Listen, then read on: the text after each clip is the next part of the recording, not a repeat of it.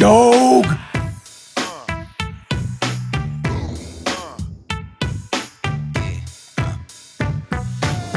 What up, everybody? Welcome to Coffee Hour. My name is Paul Abernathy, your host, and welcome to the show today. Today we got a great show. We're going to be talking about overcurrent protection a little bit. We're going to get into some different little pieces. We may even looking at some time curve characteristics and let through charts and things like that if we get that far. But that's what we're going to be doing today here on Coffee Hour. And if you're rolling in here a little late, that's okay. It's all right, because I rolled in a little late, okay? Was busy thinking about what I wanted to do for the show today, and sometimes I think of things whether somebody sends something in or I think of something at the last minute. So anyway, thanks for joining us. As always, folks, I live vicariously through you. So if you come and join us, let us know who you are, where you're from, in the comments. If you're over on Instagram, which I don't think I have pushed live yet. So I'm sorry for those that are over on Instagram that happen to follow over on Instagram. Could be a little slow there. So again, welcome to Coffee Hour with me, Paul Abernathy, your host. All right. So again, only show I know of anywhere that is electrical, that talks electrical, that is focused on electrical, that type of thing. All right.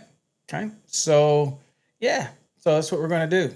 Okay. So, all right. So today we're going to be talking overcurrent protective devices and kind of looking at a little bit, talking about some terms like RMS and current limitations or current limiters, all that kind of good stuff on today's episode, as well as look at the code where we need to for a little extra something.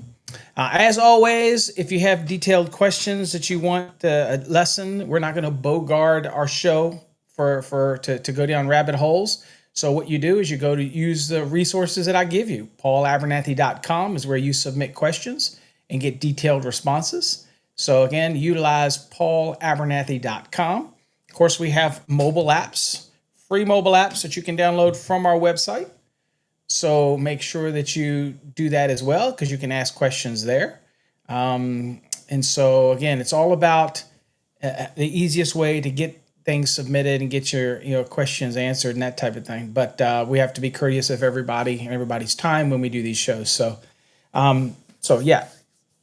just let me know who you are, where you're from. All right, so that's what we're going to be talking about today. We're just kind of go over overcurrent protection, sizes, switches, ratings, frame rates, fuses, circuit breakers, all that kind of good stuff. So if you have a topic or you have something that's germane to this specific topic, please, by all means, feel free to ask, and we will try to discuss it in that scenario. All right, let's do our shout outs, get that in over with so that we can kind of get into today's lesson and see how much we can actually cover. And again, a lot of times when I do these shows in the mornings, we're going to be doing a very high overview.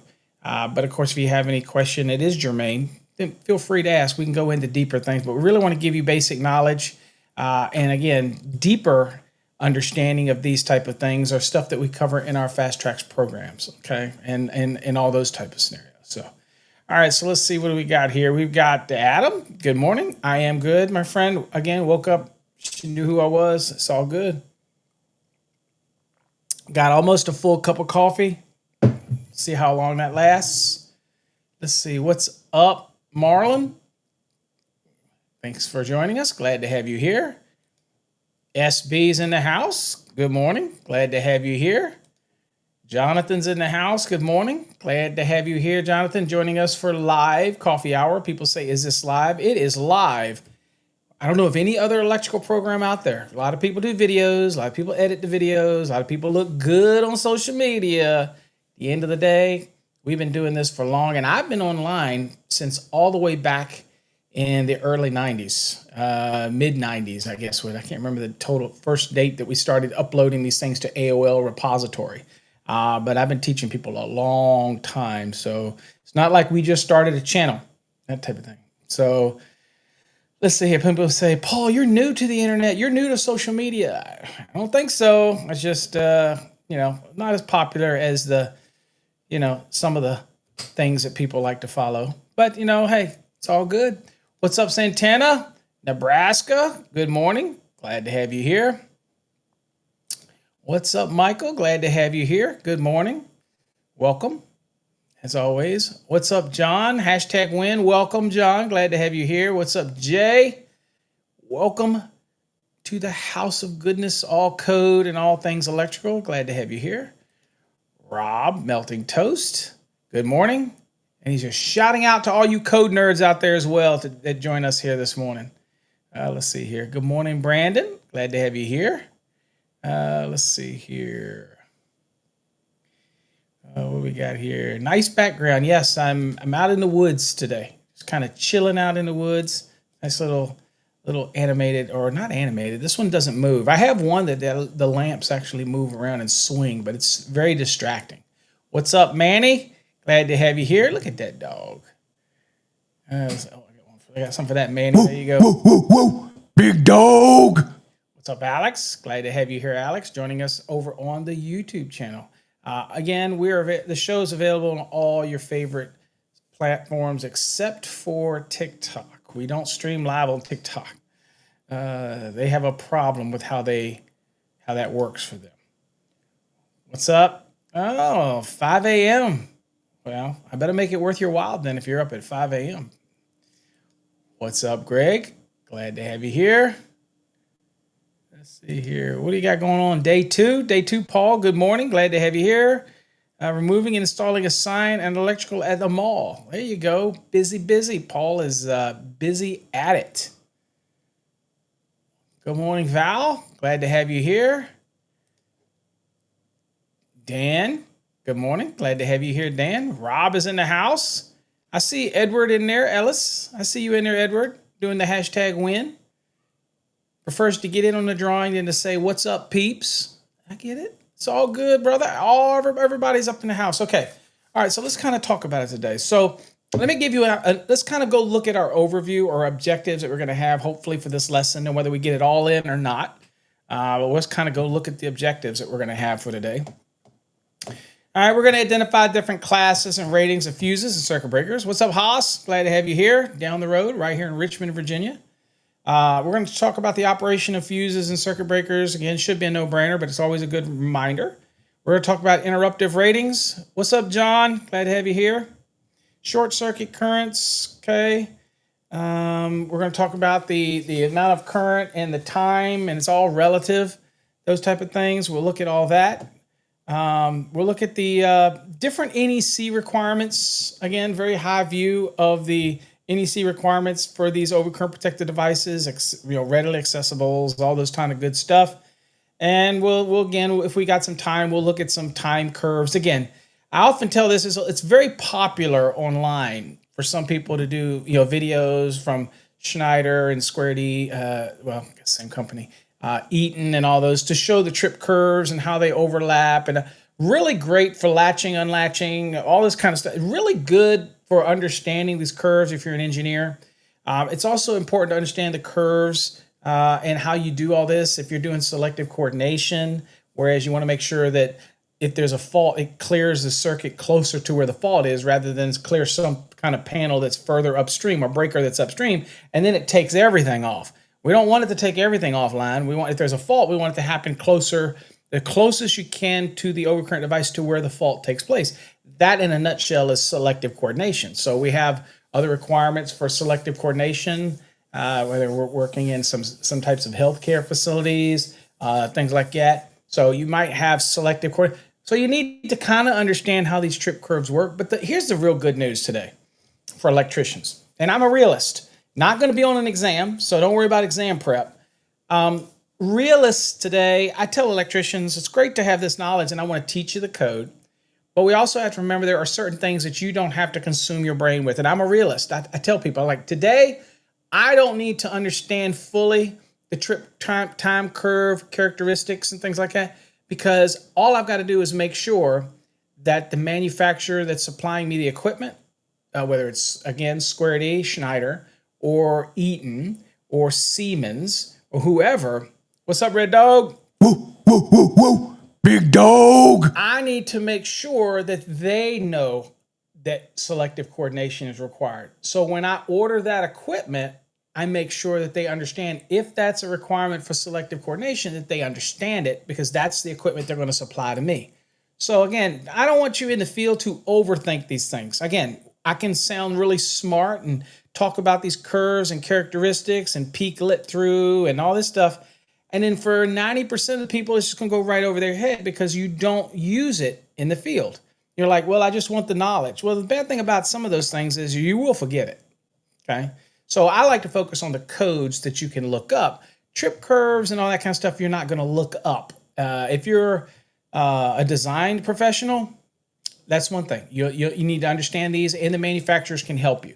So I guess my point is use the manufacturers as much as possible when it comes to, I'm not talking to wire manufacturers. I'm talking circuit breakers, overcurrent protection device manufacturers, things like that. Use them as much as possible to help you design a system. Work smarter, not harder. I guess that's all I'm saying. All right, so we're going to be talking about all of that. Also, overcurrent protection is one of the most important components of an electrical system, obviously, because overcurrent doesn't just do what? Short circuit. It does short circuit, ground fault, and overload. All of those things combined, it makes up what's called overcurrent protection. So overcurrent is any effect that can put too much current on a system. That obviously can come from a short circuit. That can obviously come from a ground fault. And obviously you can overload a circuit and you're going to be putting too much current. So that makes sense, right? So that's how it's defined.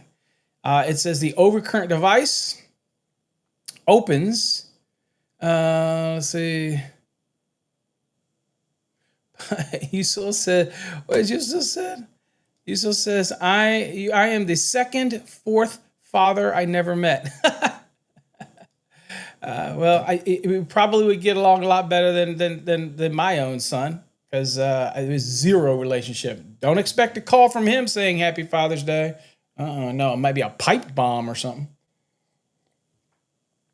Anyway, so let's see here. So the overcurrent device what does an overcurrent device do? It opens an electrical circuit whenever there's an overload, again, ground fault, and short circuit current. So that's just something to remember. When you have a conversation with somebody and you're talking overcurrent, remember that overcurrent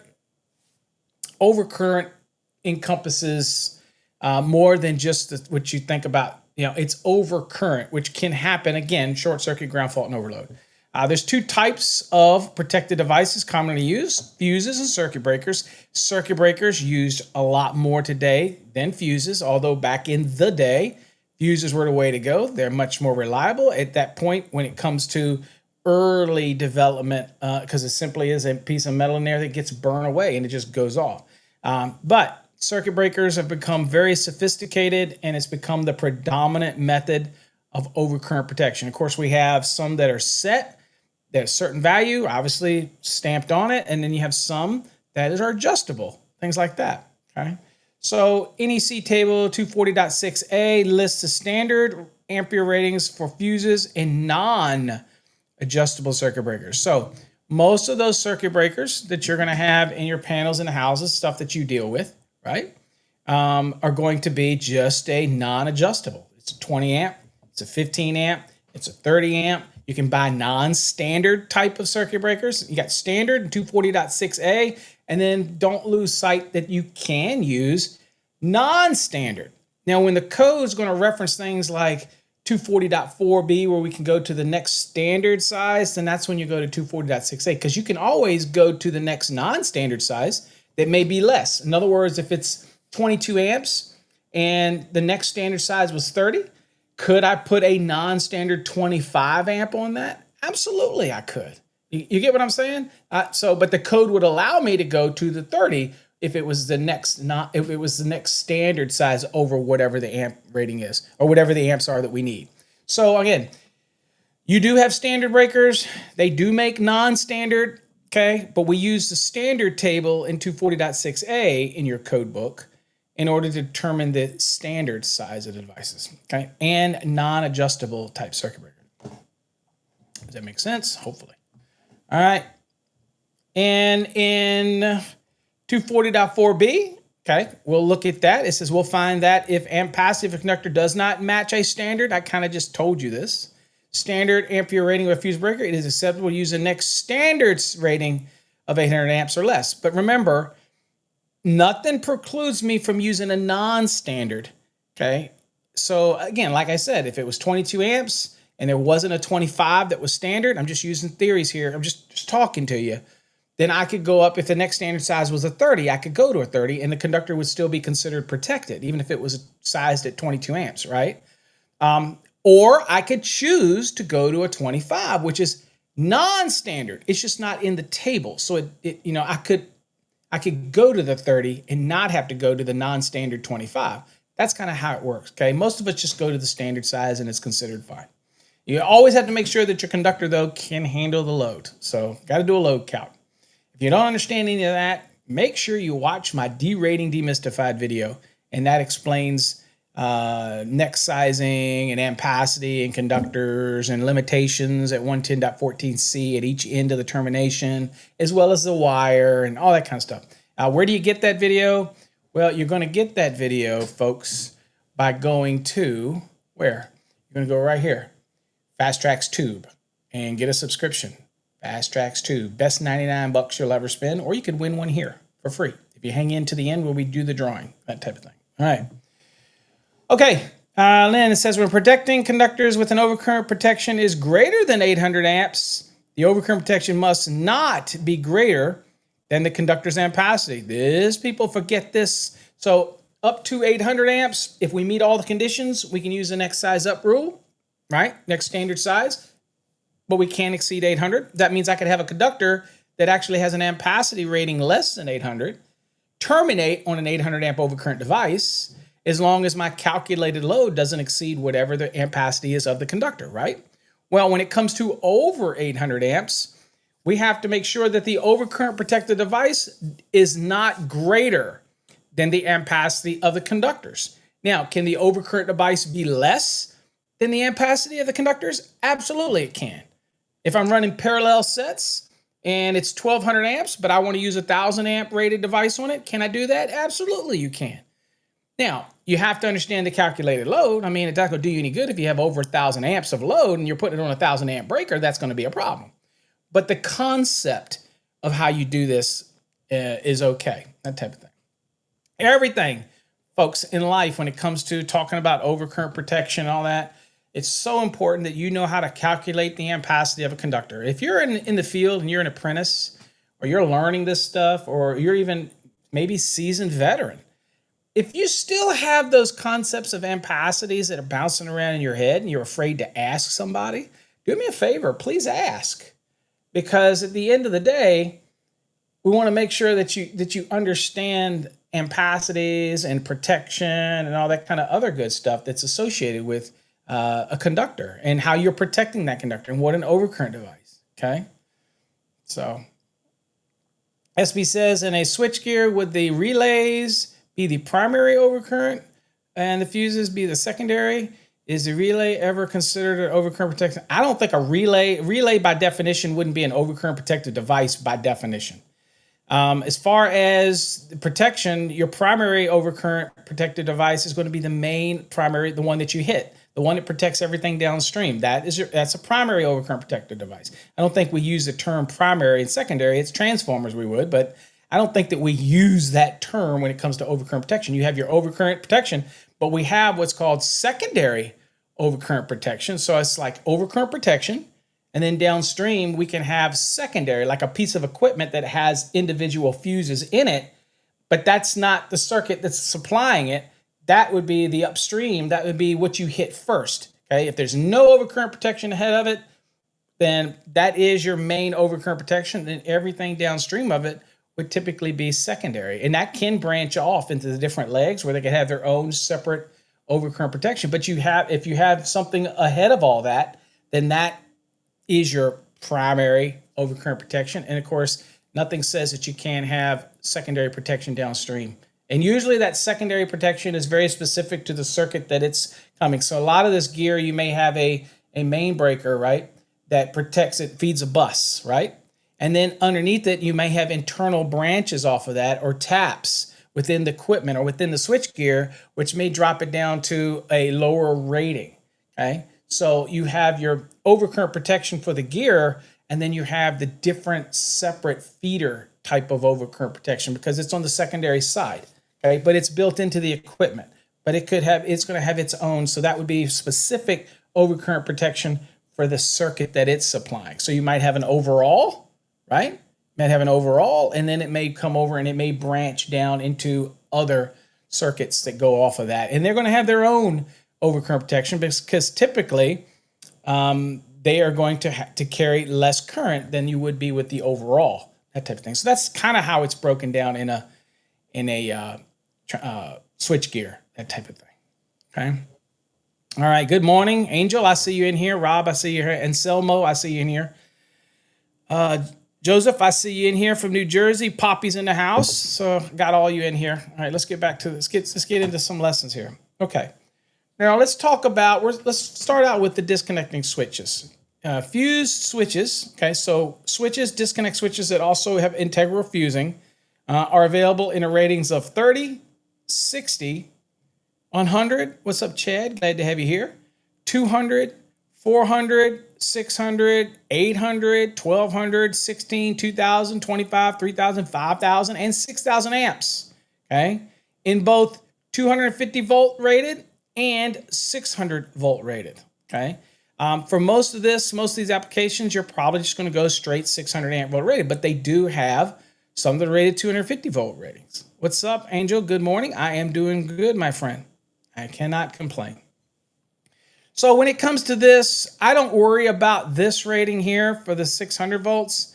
If I'm dealing with a 30, and I'm dealing with a 60 or 100, or even a 200, let's say, if I'm dealing with a 120, 240 volt system, okay?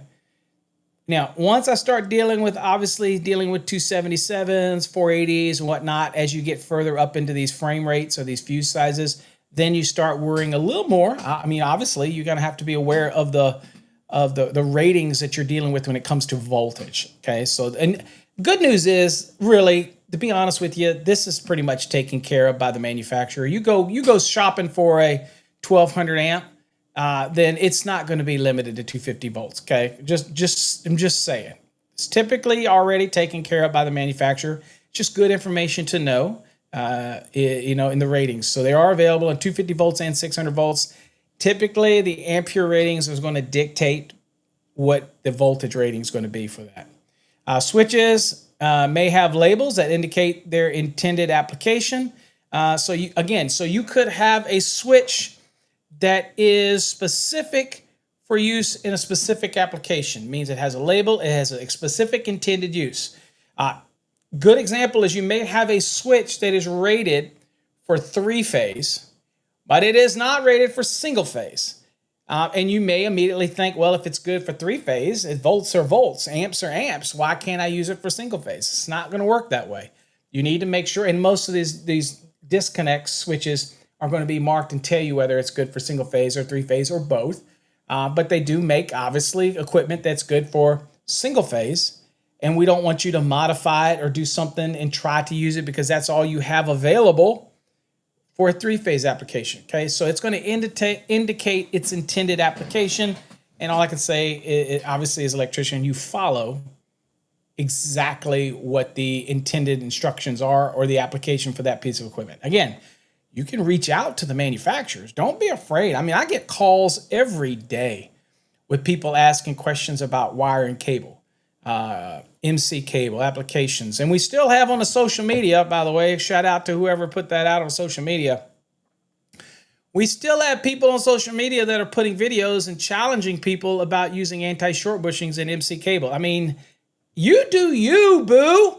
That's what I always have to say to people. You do you. Are they required for MC? They are not. If you use a listed fitting, which you're required to use anyway, .6, 330. But it makes you feel better. It makes people feel better to see that bushing in there. Okay. So anyway, so the guy did a video on TikTok or whatever it was. I can't remember. Angry shared it with me. And it just still amazes me. And he's so nonchalant about it, him being so right about it. And that's a personal choice, right? That's a personal choice, but he's wrong. It is not required for MC cable to use an anti-short bushing. If you want to use it, knock yourself out, bro. But again, I can't stand these social medias that do this kind of stuff. Anyway, they talk about it and put a video out there, and then people watch it. And then other people believe it. And then they share it with other people. And that's where we get this thing where it's, no, you got to have an anti-short bushing on every MC cable installation. And now it gets propagated and people start believing that. And then we have to come back and go, no, it's not required. There is no way you're going to damage. Well, I've seen it damaged. It's probably damaged because of how you strip the cable. Okay. It's probably how you stripped it. It's probably your lack of knowledge on how to properly strip a cable. That's probably how it got damaged, right? But it has nothing to do with that connector. Okay, I'm just saying, well, I've seen it, Paul. I've seen it. No, you haven't. No, you haven't. You haven't. Come on, stop lying to yourself. You haven't seen it. Okay. All right, so here we go. All right, let's see here. So in the case of externally adjustable trip circuit breakers, because they have a little dial on it, right? You're dialing it up, you get your little screwdriver and you're dialing this thing up, okay? Because you have cases where you can use an adjustable trip circuit breaker, okay? It says in the case of an externally adjustable trip circuit breaker, the rating is considered to be the breaker's maximum trip rating, 240.6b. So somebody wants to know what the rating is, and it's a 600 amp, and just because you can turn it back, the actual maximum trip rating or the rating is to be considered whatever the breaker's maximum trip rating is, okay? The fact that you can adjust it is really irrelevant, okay? That type of thing. Yeah, I agree, Yusel. The problem is certain social media can be a great thing, right? Social media really can be a good way to get messages out there quickly. But it's also a great way to rot the brain, and it doesn't matter what social event is going on, whether you love Trump, hate Trump, whether you believe in the immigration thing, whatever. And I'm not getting politicky, but at the end of the day, it doesn't take but a second for these BS things to come on where somebody's like they're doing the illegal immigration and they're playing videos now. This baby's crying in the background, and they play this somber music. Like it used to be when you get those commercials about the helping the people that are starving is in the arms of an angel, fly away. And then it starts pulling at your heartstrings and you're like, I gotta give money. You do you. I give to St. Jude because I hate the thought of the little kids being, having to, but that's a choice. I hate that crap on social media. It's just, drives me crazy. But then all you got to do is go look at the count that's doing it, and they got like 50 followers, 65. You realize, dude, they just created this account to start crap. Okay, just to start crap. And I'll tell you, people will believe anything. Now, I know my wife is going through this thing with the Alzheimer's and all, but you might have the same experience where somebody in your house, your family, right, will bring something they see on social media to you and say, I don't know if it's true or not. Come on. Let me get a hell yeah for everybody's had somebody in their household say that. Look, honey, I don't know if it's true or not. Well, if it's on social media, it's a 99% chance it's not true. I'm just saying, because but we love it. We love the quick blip, blip, blip, blip, blip. That's what made TikTok so famous, right? It only rots the brain cells 3 seconds at a time. Okay? Anyway, I don't know how I got on that crap, but that's what coffee hour is about. I'm bound to piss somebody off. You know what I'm saying? And it's okay, because that's what electricians do. Okay. All right. Now it says there's a new 240.6D in the 2023 NEC that covers remotely accessible, right? Remotely accessible adjustable trip circuit breakers required for cybersecurity assessment and certification. So they have this new rule that is in the NEC that talks about where you can have access to an adjustable trip circuit breaker, and it starts talking about the nuances of cybersecurity and having a system that is controlled remotely and how to make sure that it can't be hacked and and all that kind of stuff, because that's becoming a real thing. And you put your system down. Let me put it to you this way: there's no damn way that a data centers today, and we got these data centers popping up everywhere because we're hungry for information, and it costs a lot. So all those tree huggers, okay, Greta Thunberg and all you, and I'm gonna piss somebody else off this morning, but that's okay. I don't care. Hug the tree. We got to save a tree. Okay, all right, but do you realize that the jet that you use to fly over to Europe burns up more fossil fuels and whatever? Do you realize that that's polluting do you realize that? I just trash. But anyway, so do you realize we all want this data, and all of the huggers though still want to be able to get their internet for their TikToks and everything, right? Well, it's got to go through data centers. Have you ever been to a data center? These data centers, God bless their heart, these data centers pull more power than some small cities. Where do you think that power's coming from? It ain't coming from solar, Jack. It might have their own microgrid and they might be adding to it. But let's face it, the one thing I like about that TV show Landman is the Billy Bob Thornton, which I think he's a liberal anyway, but that's okay. I still love him. I just say to him, don't talk politics because I don't want to ruin it for me. Okay, I used to love Willie Nelson until he got into politics, and I'm like, dude, and I might be the same way for you. You might love my stuff until I start talking politics, and you say, piss off on Paul. That's okay too. And I'm sure that's what Willie thinks, and I'm sure that's what Billy Bob thinks, and I'm sure that's what other people think, and that's okay. But for me, I look at it and I go, dude, the landman is reality. Those windmills, solar farms, all that kind of stuff ain't going to make one blip on the environmental map of our consumption of energy and power and pollution and all that. And until we get India and China and all those other countries to come on board, energy conservation ain't worth shit because they ain't doing nothing.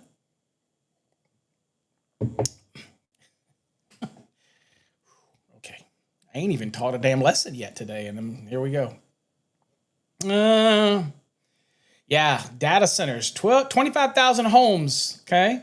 It's it's just amazing to me. I am not, let's put it this way, I am not overly, I try not to be overly, y'all know where I politically align, but the reality is I could be very easily gone straight down the middle and forget both parties. I want the common sense party. I want to do the shit that's right for America. I don't care about these deportations. I don't care. You're ripping them from their families. Send the whole damn family.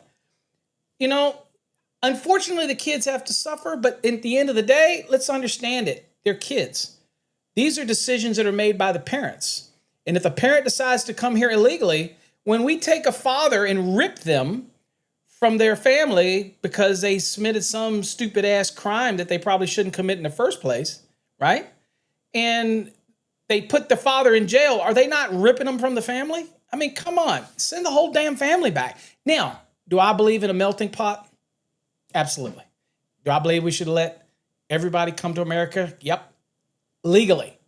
Everybody that can come legally. I want you here. I want everybody. I'm not racist. I love every culture. I think everybody has, I believe in Catholics and Buddhists and even atheists have a right. I believe in everything like that, but to see it played out every day on the news drives me absolutely crazy as shit. I'm like, just have the common sense party. That's it. Paul for president, 2028. Y'all don't want me as president. That's for damn sure. All right.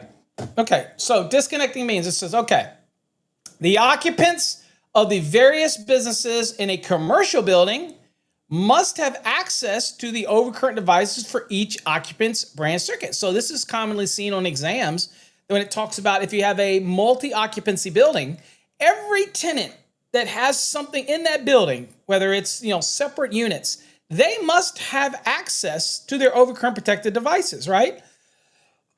So the services may be somewhere where everybody can have, but they might be only accessible to those that are qualified. However, and that may be kept away somewhere else. They are accessible to who needs the qualified, and we'll go look at that in the code if we want. But at the end of the day, each occupant, right? Each occupant has to have access to their devices to be able to turn a circuit off, turn a circuit on, things like that. They may have somebody come in and do maintenance. Well, they have to have access to all these things, okay? So that is so important. So if we were looking at the code, just to go look at 240.24, 240.24, let's see if we can find it right here. I'll get us there. Just so we can look at location on premises. I like to look at this type of stuff. So here's where we're at. Accessibility, right? We're under 240.24. It says circuit breakers and switches containing fuses shall be readily accessible. Okay, we all know that what readily accessible means, right? That's a defined term, by the way. It says, and installed so that the center grip of the operating handle of the switch or circuit breaker, and again, when it says switch or circuit breaker, because you could have the switch that operates the knife connection on the fuses that are inside of the disconnect, okay? So you wouldn't go by the switch, the fuses, you'd go by the handle, right? There you go. Okay. Now, and it's when it's in its highest position, it can't be higher than 6'7", right? Above the floor or working platform. Now, what does that mean? Working platform. That means that you could be higher than 6'7" from the floor, but you're like, oh crap, how do I comply? Well, you could come in and put a working platform in, and then it's going to be a conversation between you and the inspector, okay? Where they go, did you just sit something on the floor for me to step on in order to reduce the height? Probably not going to win that argument. But if you're in a commercial setting, something like that, then you may have a working platform that would raise the disconnect up on a landing that would be higher than 6'7", but it's not higher than 6'7" from the actual working platform in relation to where the equipment is installed, okay, where the circuit breaker or fuse is being installed. Makes sense? Now, you do have some other allowances down here. We were talking supplemental overcurrent protection, for example. So the supplemental, not the main, okay, for the circuit, okay, not the main protection for the circuit, but possibly additional supplemental that's also added, right, downstream, maybe integral to the equipment, maybe, well, things like that. If it's deemed supplemental overcurrent protection, then in that scenario, then it does not have the same height restriction, that type of scenario. Okay. So anyway, and you do have some allowances here where you can use switching or sticks on a switch or something if it's located right next to a piece of equipment or adjacent to the equipment. And that's the example right here. If it's adjacent to it, then it shall be permitted to be reached by portable means. Means if you have a air handler that's up higher and you have the protection there, then you could use a ladder to get to it. It is immediately adjacent, right? It is right adjacent next to the equipment. And so that's, again, that's going to give you some allowances to be over the 6'7". Low-hanging fruit, by the way, right here on an electrical exam, okay? This kind of stuff I see on exams all the time because they want to know, they're talking about accessibility, okay? That type of thing. One thing in your mind, don't get the 6'7" ever confused with the space above your equipment, the dedicated equipment space, that type of thing. All those little things, which when you start seeing 6'7", 6'6" working spaces, you start seeing all this stuff. Don't let that all get loose up in that head and start bouncing around. The easiest way to bring these all back together is says, wait a minute. If it's a switch or fuse, it can't be higher than 6'7" to the highest position of the switch. And that one you remember is 6'7", and then the others will come back down to where you need to be. So kind of little mental things that you can do to try to get you there. Now, the one we're talking about here was occupancy.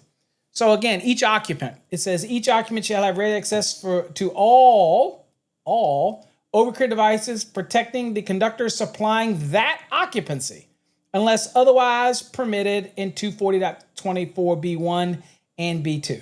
Okay, so here's your service and protection. Okay, this is giving you some allowance where it's only accessible to authorized personnel. That's if it's a multi-occupant building or for guest room, guest suites. That would mean that there's no reason for you, a transient person coming into a hotel or motel, a guest room and guest suite. There ain't no damn reason for you to have access to the feeder or the service. Okay? Now, you may have access to the branch circuits. Again, there are other allowances down here that says supplying the branch circuit, supplying overcurrent protected devices, supplying guest room, guest suites, or sleeping rooms and dormitories without permanent provision for cooking shall be permitted to be accessible only by authorized management personnel. So there are rules where you don't have certain people that have access to this. One, because they don't need access. That's a very limited. Guests, transient people, dormitory, kids, okay, or young adults that, if you watch TikTok, ain't got no damn sense today. I don't want them near that crap anyway. I'd rather them call the maintenance for the building to if they trip something, whatever they're doing funky in their dorm room or something like that. I mean, you know what?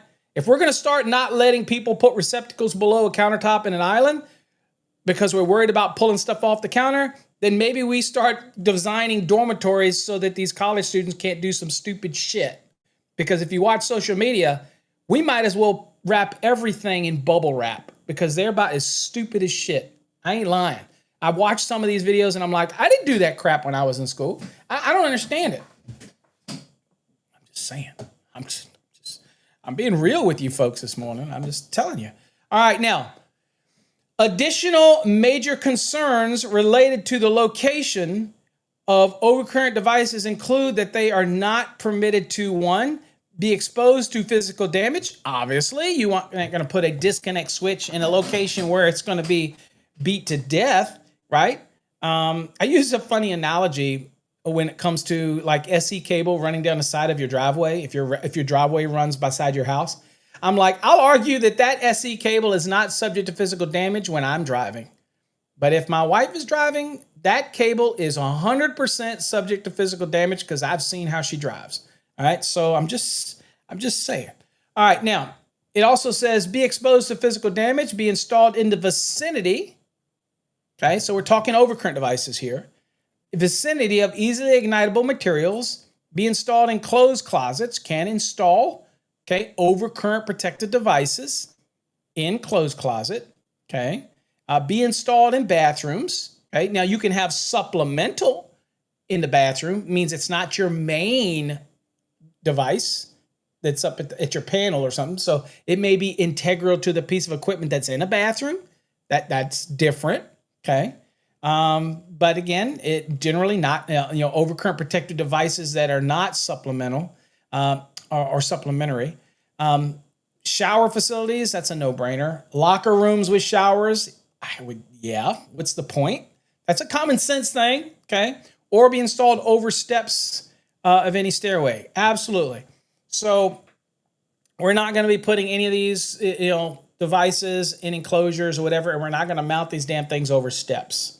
Okay, that should go without saying. And of course, we can see what that says in the code right here.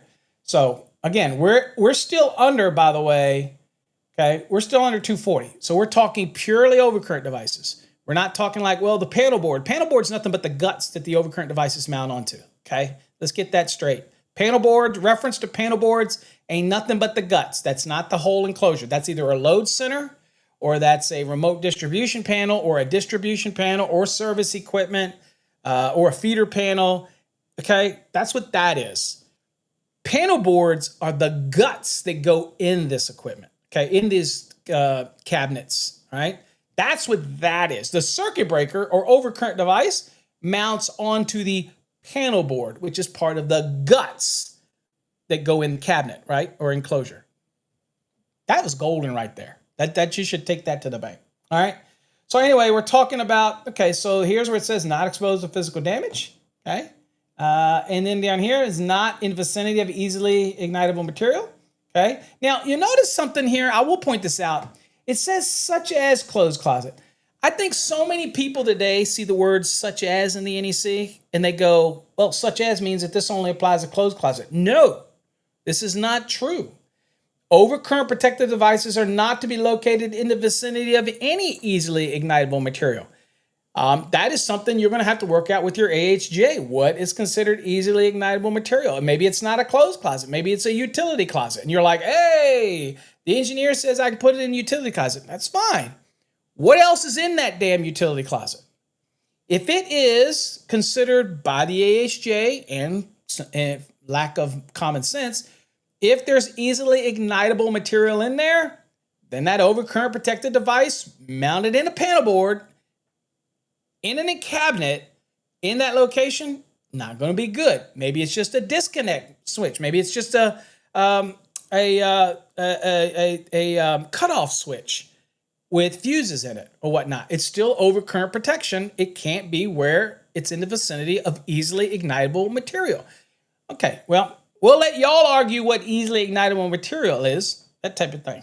Okay, but it's very clear that it says such as closed closets to kind of give you an idea. So, folks, anytime you see that in the code, by the way, where something says such as, that is not an all-inclusive list. That is just giving you some food for thought. You have to be enough common sense to look at it and go, well, this is not a closed closet where I want to put this overcurrent device, but it is easily ignitable material near it. And the answer is yes. Then you do something to section it off to remove that, to say, no, it's not anymore. I'm putting it in its own cabinet. So it's technically not. You do whatever mental gymnastics and working with your AHJ that you have to do. But if something's obviously, it doesn't just have to be a closed closet where this would be applicable. Okay. A lot of people want to hang their hat just on the fact that it says such as closed closet. So this only applies to closed closet. That is not true. That's why it says such as. They don't want to give you an all-inclusive list, okay? Have to have some room for interpretation from the AHJs. They're the ones with the authority. And hopefully they got common sense to work with you, that type of thing, okay?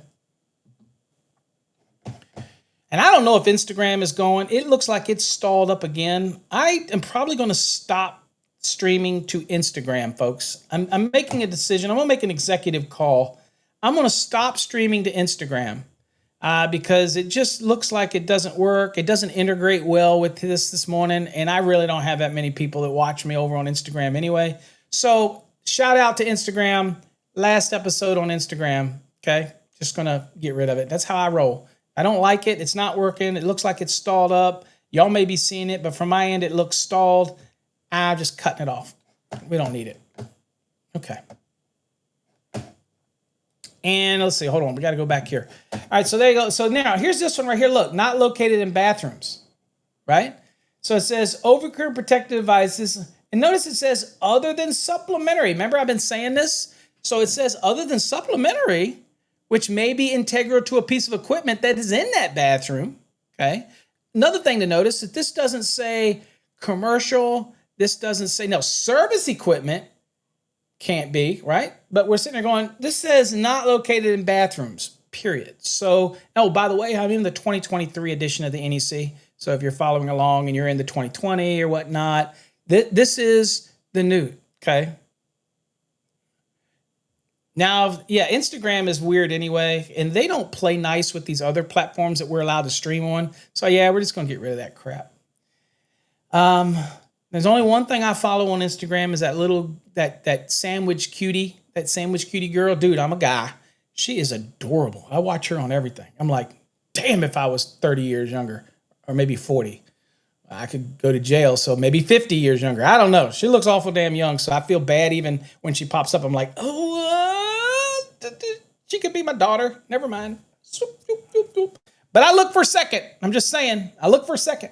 All right, so not located in bathrooms, overcurrent protection devices other than the supplemental shall not be located in bathrooms, shower facilities, or locker rooms and shower facilities. So y'all see that this is kind of tanned out a little bit. So this is an example of something that is new for 2023, just a little more clarity in where we expect these things to be. But again, remember, other than supplemental.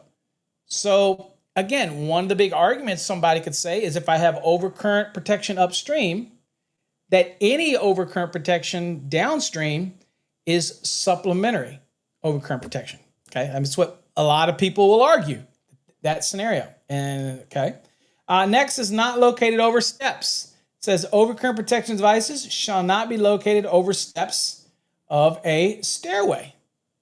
Okay, so you're not going to put them over any steps. Now, people have asked me, can I put it in a landing? I don't know why you would, but Okay, the answer is yeah.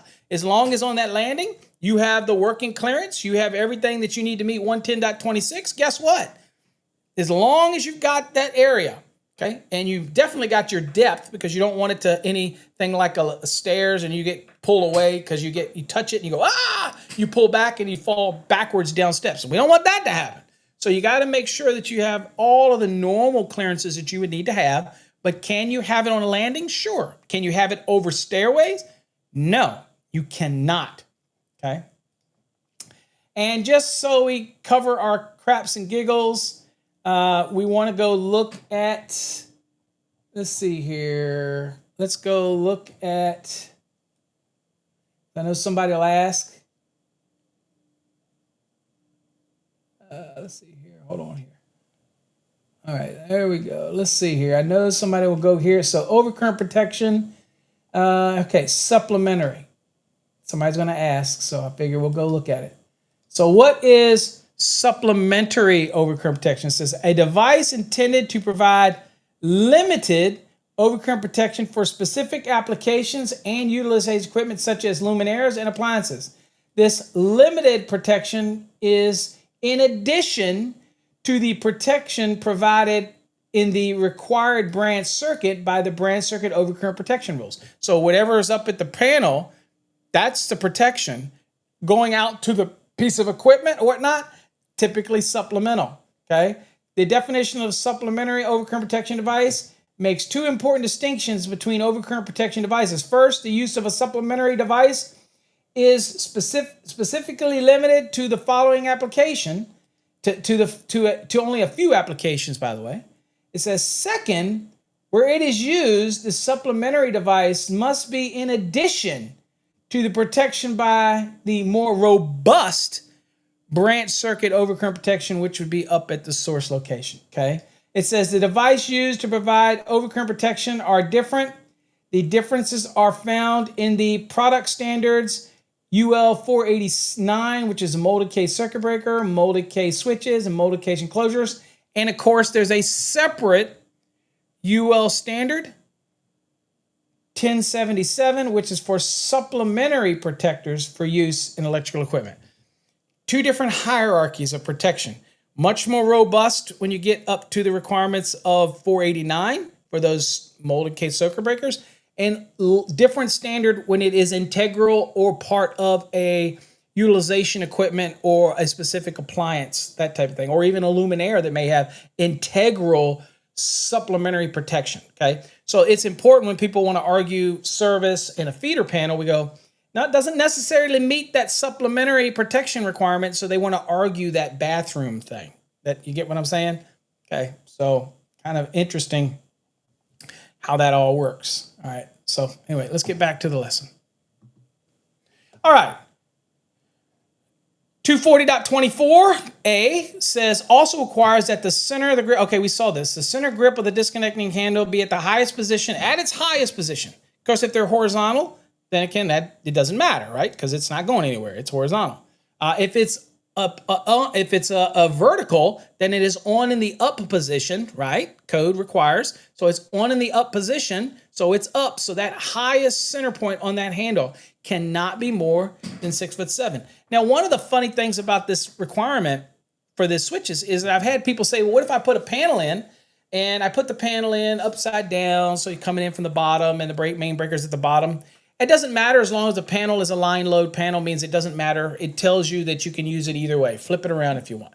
Okay? It wouldn't work if you had a main breaker with on in the up position and you turn it down and now the on is no longer in the up position. It's still in the down position. That's a dead giveaway that is not going to work. Now, most of those panels that are flippable usually have the main breaker that is horizontal.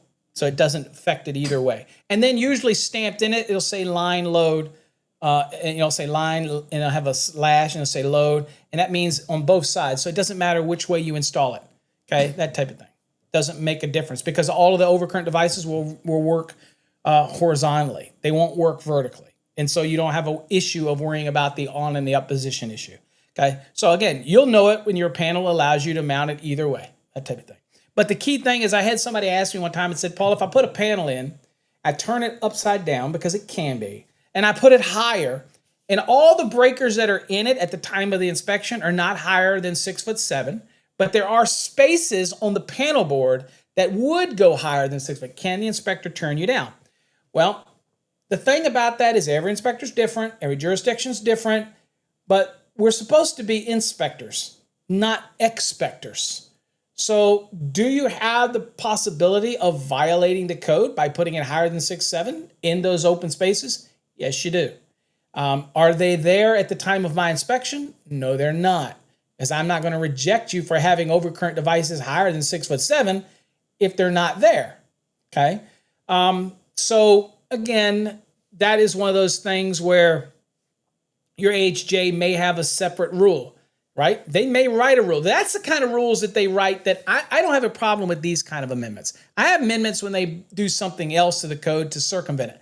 This is different. This is where a jurisdiction may say, well, look, because you have the possibility to locate these overcurrent devices higher than 6'7" due to the nature of how you installed this enclosure, then we will consider them as if there was a breaker installed in every available space. And that means that you would be, so you'll have to relocate your panel to the point where no matter if they put it in the breaker in now or put it in later, it could never be higher than 6'7". That kind of amendment I have no problem with, because that's kind of governing the installer, not the NEC. That's governing the installation. We're not writing an amendment that circumvents the NEC. They're writing an amendment that dictates installation practice. I don't have a problem with that if that's common in your area. And jurisdictions have written that and done that many times. Okay?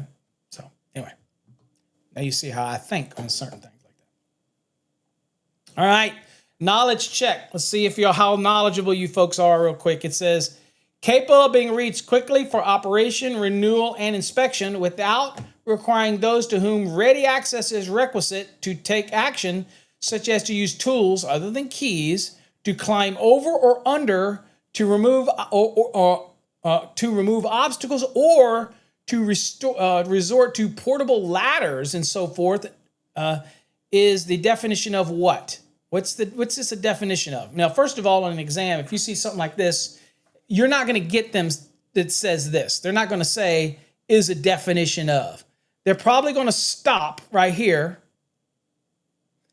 or they're going to give you the definition maybe from the code book, but they're not going to tell you that it's a, no, think again, Frank.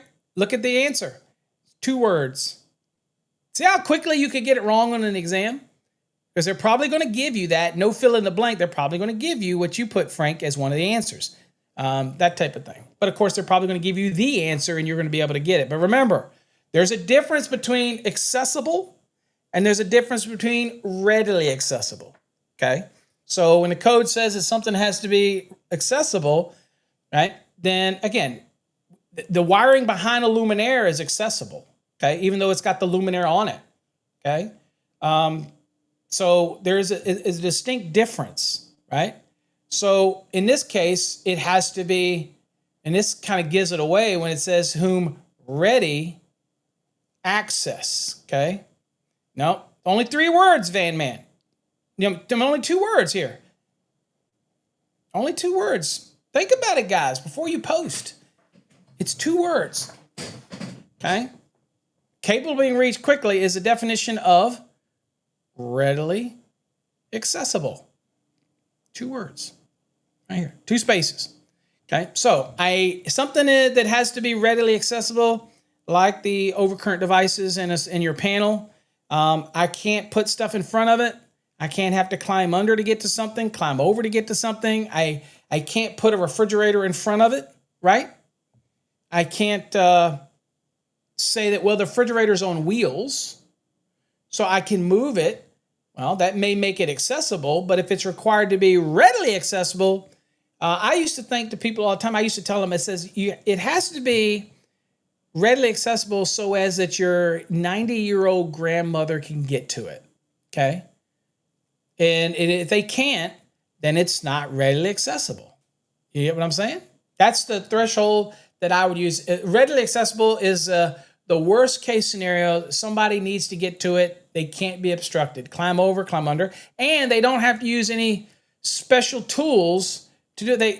They don't readily accessible is like, okay, well, other than the fact that you can use keys, if you have keys, then that's fine. Then it's still considered readily accessible. We do this in hotels and motels and the corridors all the time, okay? But we don't want to force us to have to use tools. A good example of this would be in a hot tub. A hydro massage bathtub. A hydro massage bathtub, if the disconnect is there, for example, and if we have a requirement for to be able to get to it is readily accessible, then we're not going to seal off the access to it, or we're not going to do it so that you put screws in there where I have to resort to a screwdriver to get to it, okay? Okay? So we have to be able to pull it off and get to it easy, right? Now, we're throwing you a bone by saying other than keys, because if it's keys is considered fine, even if it's behind something that's got a key on it, still considered accessible. That's fine. You have a lock on it with a lock and key, still considered accessible. And in some jurisdictions, they will argue that a combination lock will work, but that's not what it really says here. It says, without requiring those whom ready access is required to take actions such as the use of a tool other than a key. So again, they have to be able to get to it and not have to do something. Think about this. If it's going to be a delay to get to something, then it's probably not readily accessible. You get me? A quick key, put a key in and turn it. They've gone out of their way in the code to say that other than for keys, everything else would render something not readily accessible. Now, people say, well, what about a panel with a cover on it? You got 4 screws on it. No, but the breakers, you open the cover, they're readily accessible. You can get to the switch. Okay, so all those kind of scenarios. Okay. All right. Fuses and circuit breakers. For general applications, the voltage rating, the continuous current rating, and interrupting rating, and the speed of response are factors that must be considered when selecting a proper fuse and circuit breaker. Right. So you'll hear people talk about trip curves again, times 0.1, 0.01. You'll hear people talk about all these things. They'll look at the rating of the actual fuse or circuit breaker, whether it's rated for continuous use or not. Most regular circuit breakers are not rated for continuous use because they're limited to 80%, but you can buy those that are rated for it. You can buy those that are considered what we call a 100% rating, all those type of things. So all these things you take into consideration whether you think about it or not, right? The interruptive rating on a fuse is very important. We look at things like 110.9. Okay, and we look at all those type of things to see whether or not that we have a circuit breaker or an overcurrent device in general, fuse or circuit breaker, that can handle the amount of available fault current.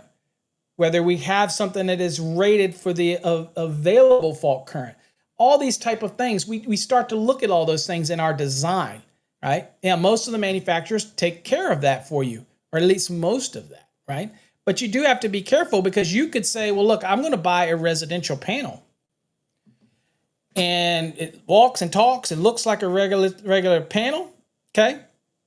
But you end up putting it in a situation where it's residential, but can you use it for commercial application?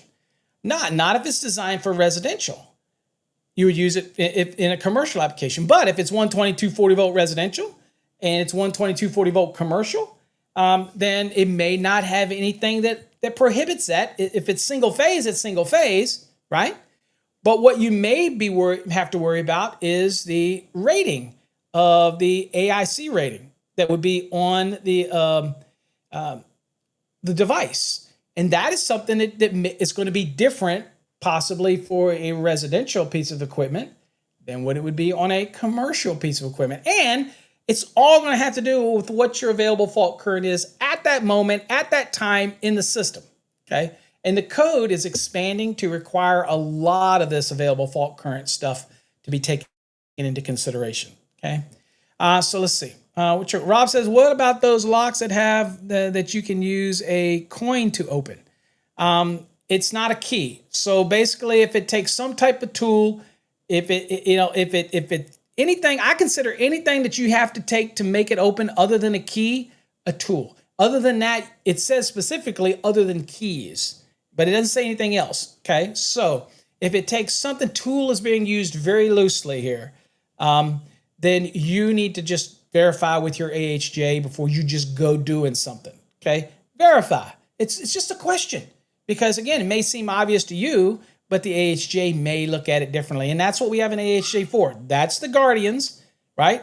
That's the one that we have to validate everything through. They might not know everything, but at the end of the day, if you're in a jurisdiction that requires inspections, right, then you have to validate. Okay. Now, what if you're in a jurisdiction it doesn't? What if you're in a county, you're out in Texas, and it's the wild, wild west? You're still required to install things in accordance with the published NEC. Whether or not there's an inspection goes on or not, that's your honor system as an electrician. You have to follow the honor system. It's not about getting away with anything. You have to always do what's right. Like it or not, when nobody's looking. That's the old saying I used to say. My dad used to tell me, always do what's right even when nobody's looking. And you never can go wrong. I get it. You might have used a tie wrap where you weren't supposed to, but I understand. You got to get it done. But at the end of the day, always have that mentality. What would you do if nobody's looking? Would you do it the same way as if everybody was looking? That type of thing. Well, I say that about emails. Don't put anything in an email you don't want to be on the 6 o'clock news, because it's liable to be on the 6 o'clock news. So always think about that when you send email.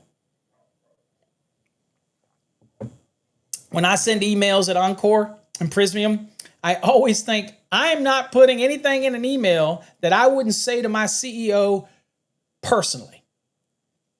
I'm just saying, it's the way I live that's my credo. That's my no regrets. That's my credo. No regrets. I don't have one regret, one letter. Nope, no regrets. That's my credo. How many of you know that reference to that movie?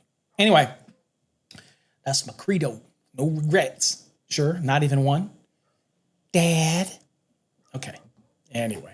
All right, so there you go. Now, according to the NEC 110.4 and 110.9, the voltage rating of a fuse or circuit breaker must be equal to or greater than the voltage of the circuit in which the fuse or circuit breaker is to be used. That's a no damn brainer.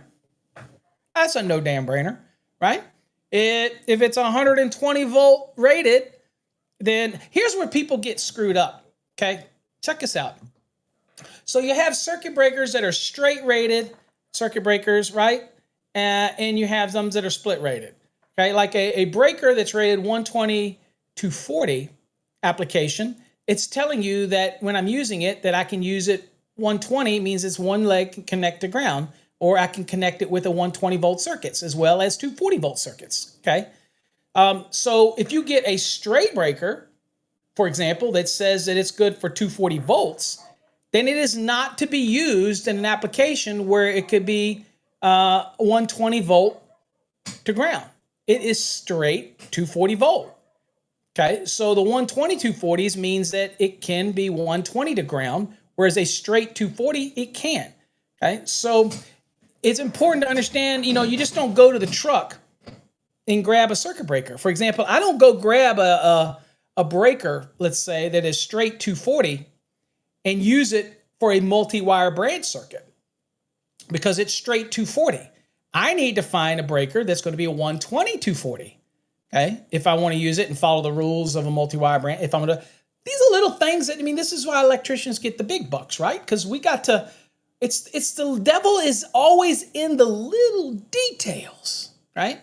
So we cannot use a breaker that is not rated for an application. So that's when we start getting those splits and those straight rated breakers, and we start looking at it, and we have to start digging into these little nuances. Well, the same here is I can't take a breaker that is going to be used on a circuit that has a voltage rating that's less than the circuit I'm going to be using it for, okay?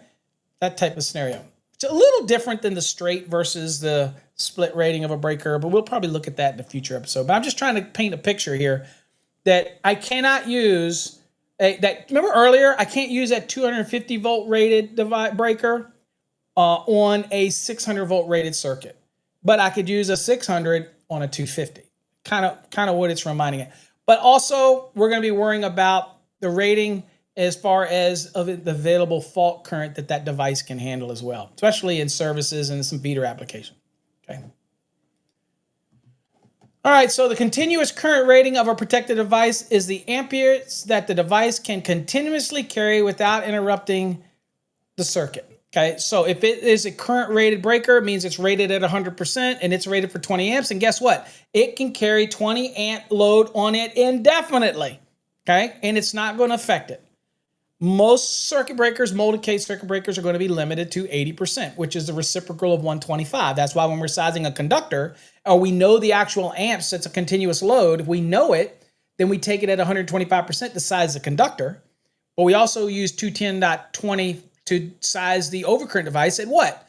125% of the continuous load for sizing the breaker. Why? Because we know that the breaker's limited to 80. So what's the reciprocal?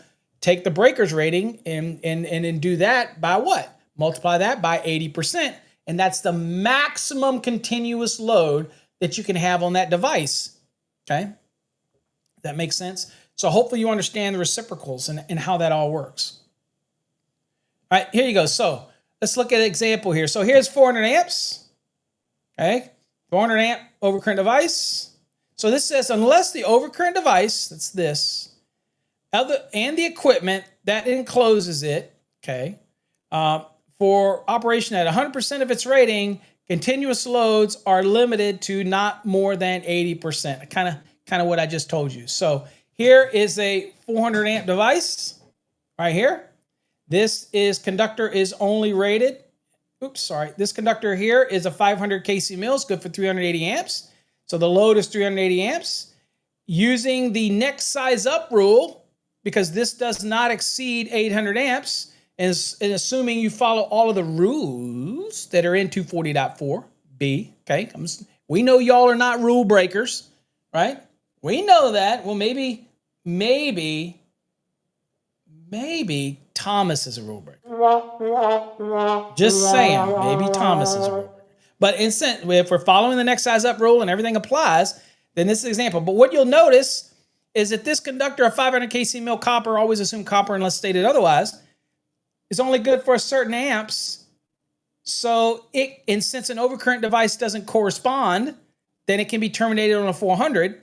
Well, as long as the conductor is sized to handle the load, no harm, no foul. Down here, it's a parallel application. Two 500s, 380 and 380 is 760. An overcurrent device doesn't correspond with 760. So the code says that we can do what? We can terminate that on the next standard size, which is an 800 amp overcurrent device, but the load itself can exceed the rating of the conductors. In this case, 760 amps. So you're going to have to do a load calculation. As Thomas says, calc. Load calcs. You got to know how to do them. You may become so complacent in the field today that you don't do a calculation. Be honest with me. Be honest with me now. You electricians that are following, do you do a load calculation on every dwelling you do? Do you do it? Load calculation? No. If you're commercial, you probably just follow the drawings. This is why I tell people all the time, just because people on social media go, you're not a real electrician because I do pipe bending all day. Dude, residential, commercial, industrial, doesn't matter. Electrons don't care, right? But the reality is we've got to a position now where most people don't know how to do calculations. That's why people struggle on exams with calculations. You know how to do the work. You know how to connect the wires. You know how to torque things, I hope. But at the end of the day, do you really know all the nuances? And that's what we try to teach in our programs, is try to get more than just what you need to pass an exam. Because trying to learn the code on your own is tough. You might get successful, but that's the reason we put the Fast Tracks programs together, is to try to systematically teach you. And hopefully you walk away learning something. That's the whole goal. And we're hoping that you retain it rather than just give you a bunch of videos and try to brainwash you into passing an exam. It's not how it works. I want you to be better beyond our courses. I want you to, when you're out in the field, to remember this stuff. That's why we go over these details, okay? All right, anyway, so this one is okay. Now look at this one. Well, you have 3. Now, that is going to be 380 times 3. That's 1140, okay? But notice right here, the round up rule is not allowed because this is over 800 amps. So these conductors have to be equal to or greater in current carrying ability as this device. So if you want to use 1200 amps, you're going to have parallel conductors that are going to give me at least 1200 amps. So you're either going to bump this thing up to a 600 kc mil, which may increase the size of your raceways. Maybe that's better. But if that's not the case, then you're going to have to run 4 parallel sets, and you might be able to go smaller than 500 because now you're doing 4 of them that you're going to be adding together. I don't care. It doesn't matter. The design is up to you. It's how you want to design it. But those things are so important to remember the scenario, okay? And one thing you'll notice, okay, is that in this scenario, we're dealing with applications where it's feeders, right? And because there is an overcurrent protected device. There are certain things that you can do differently under 230.90 with overload protection, because you're not going to have short circuit and ground fault protection on a service. So there are things that you have allowances in there for sizing and conductors and calculating the load that you can take advantage of. This one, because we're talking overcurrent protection, we're talking load side applications. That's where you would get into these type of things, okay? Important that you know difference. Okay, that's what's so important about the NEC, is being able to realize what all you got going on. You got services, very limited protection on those service conductors. Only overload protection is available, not short circuit ground fault protection. And then, of course, then you get to the service, you get everything downstream, feeders and circuit breakers for branch circuits. Then we have to start worrying about all these additional rules, okay? Because we're only as good as that overcurrent protected device. So manufacturers of those devices, make sure you're doing your crap right, because we're relying on you. Don't want to be getting no recalls all the time for overcurrent protected devices. I'm just saying. What's up, David? Glad to have you here. Tony, I see you in here. Mike, I see you in here. All right, now, interruptive ratings is defined in the Article 100 of the NEC as the highest current at rated voltage that a device is identified to interrupt under standard test conditions. So the interruptive rating is the highest current rating, period, for that specific device under the standard test conditions, not abnormal test conditions, which could change the reaction time. They're tested, breakers, for example, they're tested in an environment that is more like open air than it is inside of an enclosure. And so there's a standard test procedure, and that's all they have to pass. These things aren't tested in worst case scenarios. So life can happen. So people get calls all the time, like in Arizona, where you have all these home inspectors out there that don't know what the hell they're talking about, or they call out obvious things because they like to get the clicks and they got their little fanboys following them. But that's a total different story, isn't it? So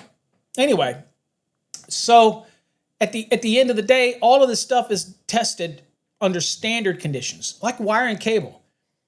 It's standard conditions. So when you call us about things like ambient temperatures or adjustment and corrections, we tell you to go to the code and we'll help you, but that doesn't change what our wire is rated at, okay? Or what we test it at.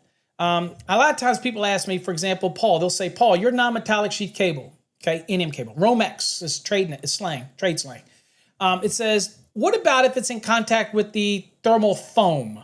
Is that going to cause a problem with the PVC jacket, yada, yada, yada? And my response, and all of the manufacturer's response is, I don't know. I'm going to say no because it's been done for years, but you know who you need to ask? You need to ask the manufacturer of the foam, because we're not going to test our cable jacket to every possible foam that's out there. Open cell, closed cell, oil-based, water-based, chemical. We're not doing it. We're going to tell you, go to the manufacturer of the foam. And the manufacturer of the foam, it's their responsibility to make sure their product is not detrimental to PVC or to other types of materials. That's their responsibility. They have the MSDS sheets that they have to worry about. Not us wire folks. Everybody wants to come to the wire folks for everything. And I'm like, dude, we just make wire. We just make wire. Well, what do you recommend for terminations, terminals? Well, we don't recommend you use, we don't care if you use antioxidant compound on aluminum or not. It's not required unless the equipment says it's required. We don't care if you use it or not. Well, I will always use it. Well, you do that. You do you, boo. But the reality is, at the end of the day, it's what the lug manufacturers want. It's what the equipment manufacturers want. So you're going to have to reach out to them. That's why you're professionals, because you can communicate with these different manufacturers and make sure you articulate your question to them accurately. You can get the answers you want as long as you articulate it properly. All right. All right. What's next here? Let's see here. Okay. An interruptive rating is the maximum rating that is a measure of the fuse or circuit breaker's ability. Okay. So we're talking about the maximum rating ability to safely open an electrical circuit under fault conditions. Okay. Such as a short circuit or ground fault. Okay. Oh, I should mention this about when I made the comment. Sorry. Thank you, Joseph. When I mentioned the comment about Arizona, for example, a circuit breaker is tested in an environment, but if it's put outside, right, and it's in the sun, because out there they do a lot of exterior panels, it's hot. It's hot in Arizona. And they put it, and the sun comes up, and the heat's boiling down on that panel. Well, maybe that circuit is loaded up anyway with a lot of loads that are on it. Well, if the ambient temperature gets elevated, it could make that breaker prematurely trip. And you'll have a home inspector, everybody say, oh, that circuit's overloaded, that circuit's overloaded. Well, it might not be overloaded. It might be the condition of use of where it's at.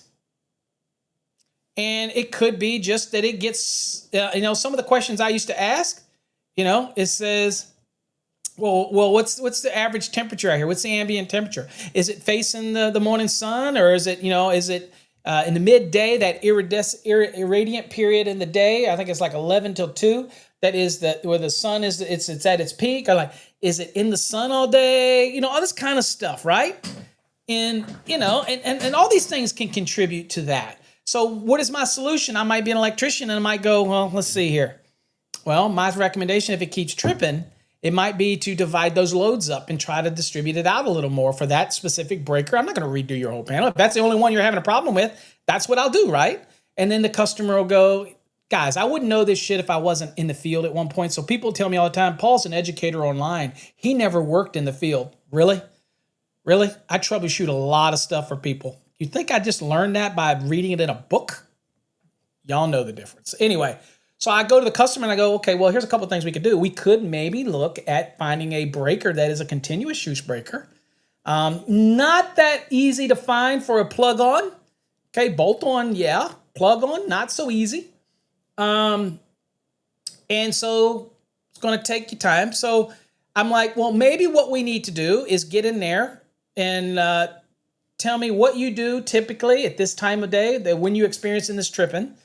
Let's kind of replicate it, right? And I'm going to put an amp probe in there. I'm going to see what the circuit's pulling. And then I'm going to look at other circuits in there and see, well, any that are really light. If I got no space available, I'm going to look at finding circuits that are very light, okay? That I'm obviously, if it's small appliance, I'm not going to be putting anything that's not a small appliance on a small appliance. Y'all get the common sense thing here. But I am sure there's other general use application circuits in there that be like, well, there's hardly nothing on this circuit, but you're blowing this one. So maybe I take those two circuits apart, the one that has very little on it, and I take one of the wires off the breaker that is tripping all the time, right? And maybe what I do in that one is I distribute it out a little bit. Okay. Like, well, let's see, this is tripping this breaker. It's pulling so much load. I'm saying, okay, how do I deal with this? Find out what the load is on it and see if I can't distribute some things out a little bit. Or maybe I have to do something. You have to look at it and analyze it that way and see what you can do to be able to try to resolve this issue. Hey, it may be that they're just already have too many circuits coming in. Hell, all you might pull the cover and they might have already spliced two circuits together, going to one breaker, and now you bring the ambient heat onto it and the thing keeps tripping. That type of thing. Maybe it's as simple as looking what loads are on that circuit. Maybe the circuit's overloaded. Maybe they got a specific appliance or something that they're using that they're plugging in. And rather than cost the customer thousands of dollars to rewire everything, you might be like, you know what? Does this seem to happen at a certain time in the day when you're using your coffee maker? I'm just throwing shit out there, folks. And I might suggestion, because you know what? You can be a surgeon when it comes to being an electrical expert. Okay, troubleshooting. Give good money in troubleshooting. And say, well, you know what, dude? you have another circuit that's on this countertop, or you have another circuit that's being used. How about we maybe you move that appliance to that circuit, or maybe you move this to this. And, other than that, maybe we do have to look for an overcurrent device that's rated for continuous use and see if they are available. They may be. You get my point? You're going to have to do it. But again, you could have, my point was, you take a breaker that's rated for normal standard testing, you put it in an environment where the ambient temperature is going to be above that, and yes, you're going to get premature tripping. You're going to get things happen, and you're going to say, well, this is a defect. It's not a defect. It's condition of use and where you put it. And again, it is what it is. You get what I'm saying? All right, electrical equipment may also be marked with its short circuit current rating. That is very typical for electrical equipment. Panels itself that have an SCCR rating in there. Of course, the breaker will have its interruptive rating, AIC rating marked on it. And then, of course, you have, and again, these are 110.9 and 110.10, by the way, in your NEC.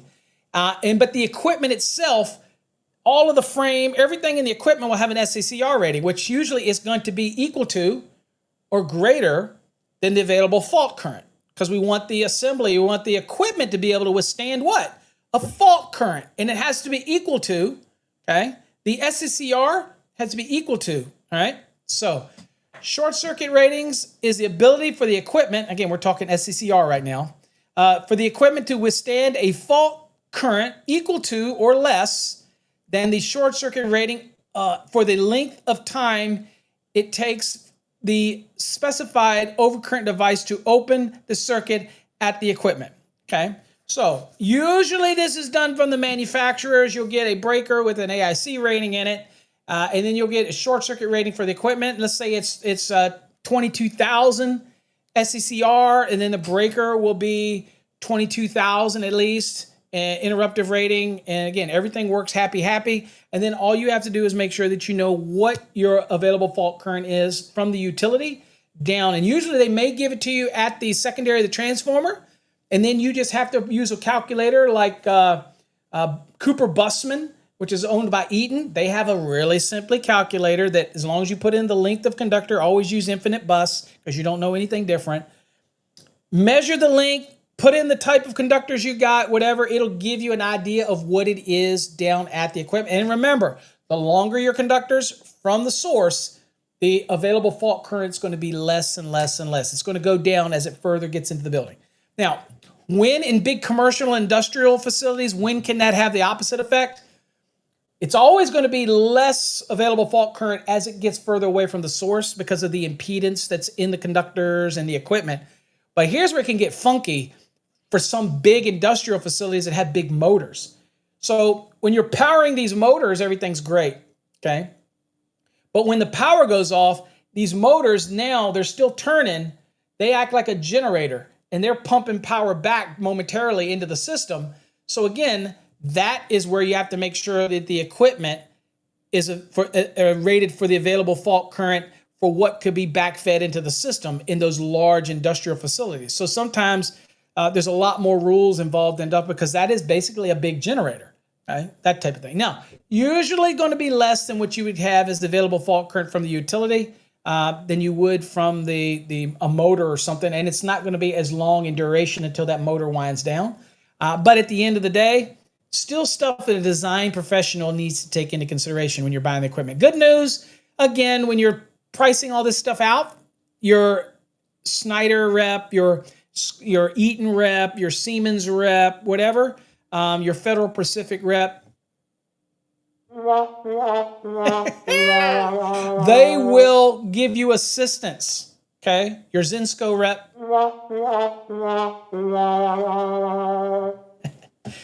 There's a trigger words on social media. There you go.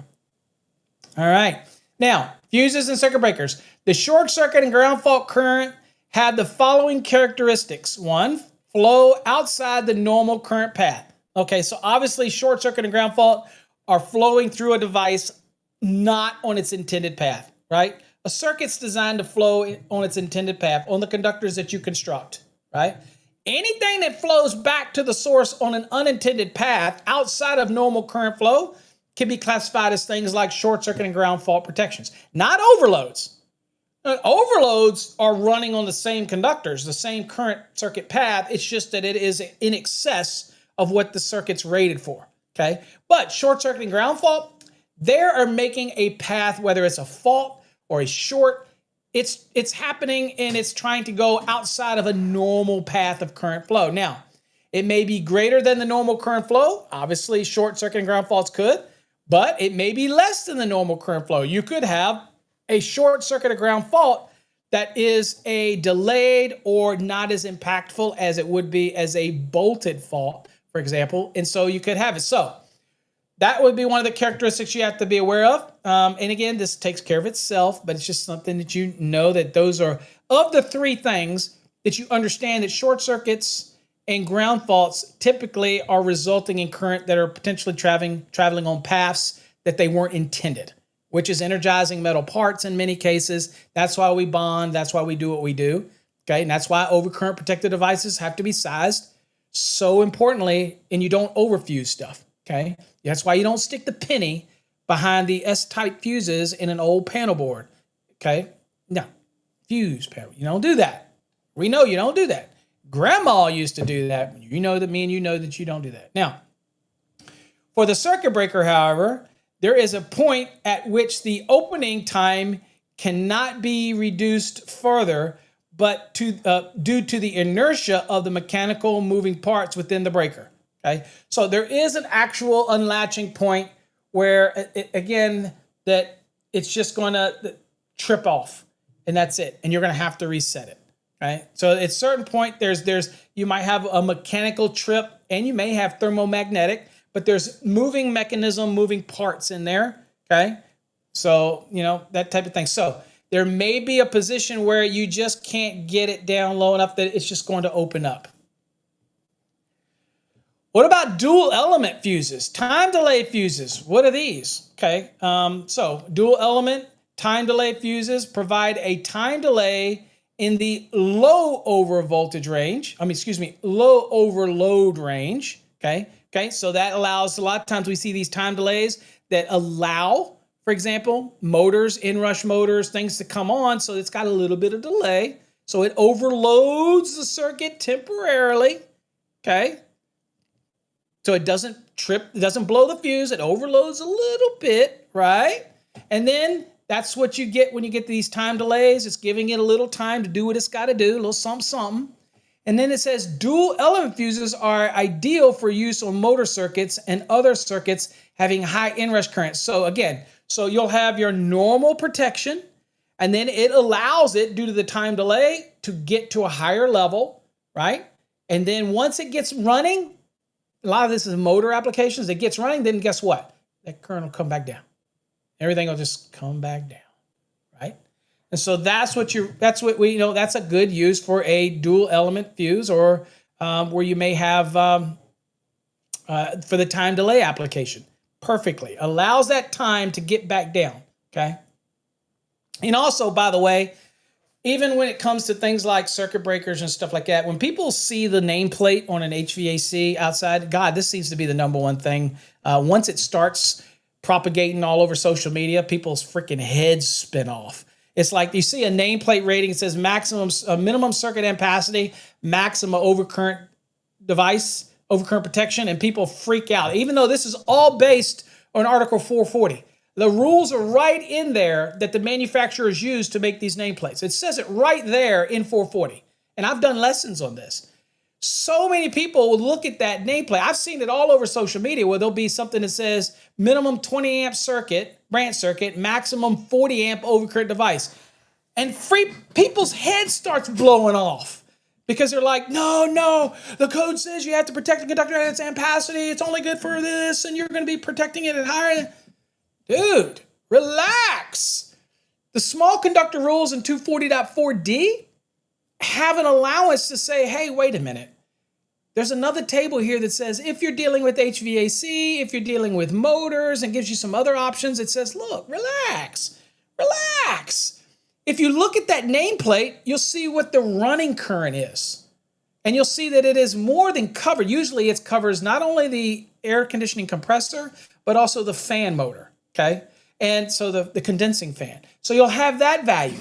Well, the minimum circuit ampacity is going to cover that fine, right? And then you're thinking, well, okay.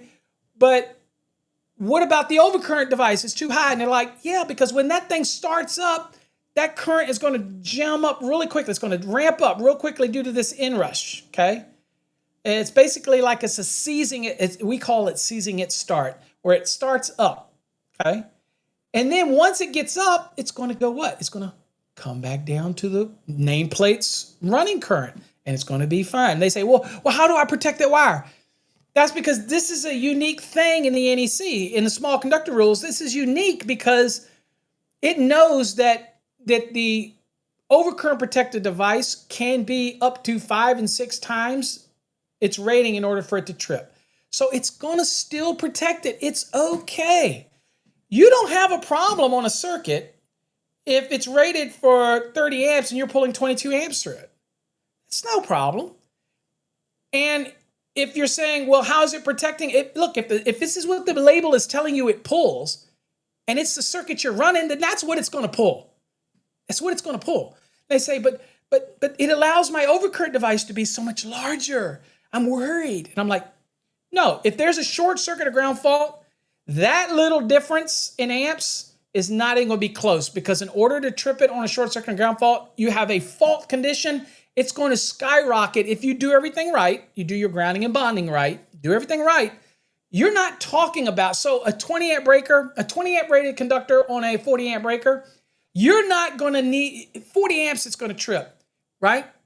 But basically what's going to happen is at that fault, it's going to be so much higher, the magnitude, than that 40 amps. It's going to trip. In fact, the higher the current, the quicker the trip. Okay, that's what we call it inversely proportional. The higher the current, quicker the trip mechanism. So by making a low impedance effective ground fault current path, by bonding everything like you're supposed to, doing everything you're supposed to do, if you have a fault, ground fault, guess what's going to happen? Boom, clear that overcurrent device quickly. But the amount of fault current at that time is going to be very high, momentarily. But that breaker can detect it so quickly that is now.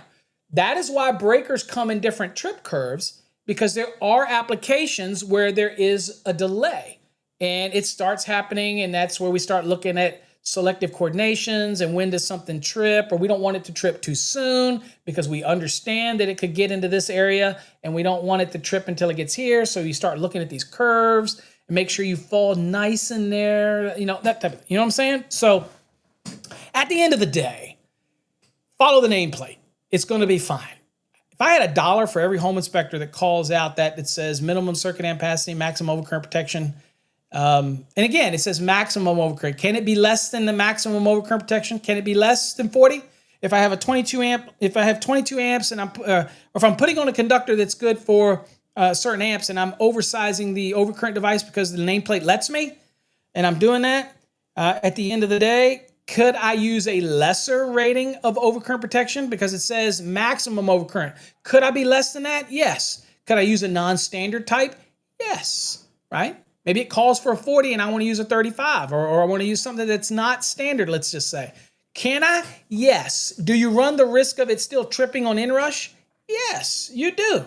But you could if you wanted, okay?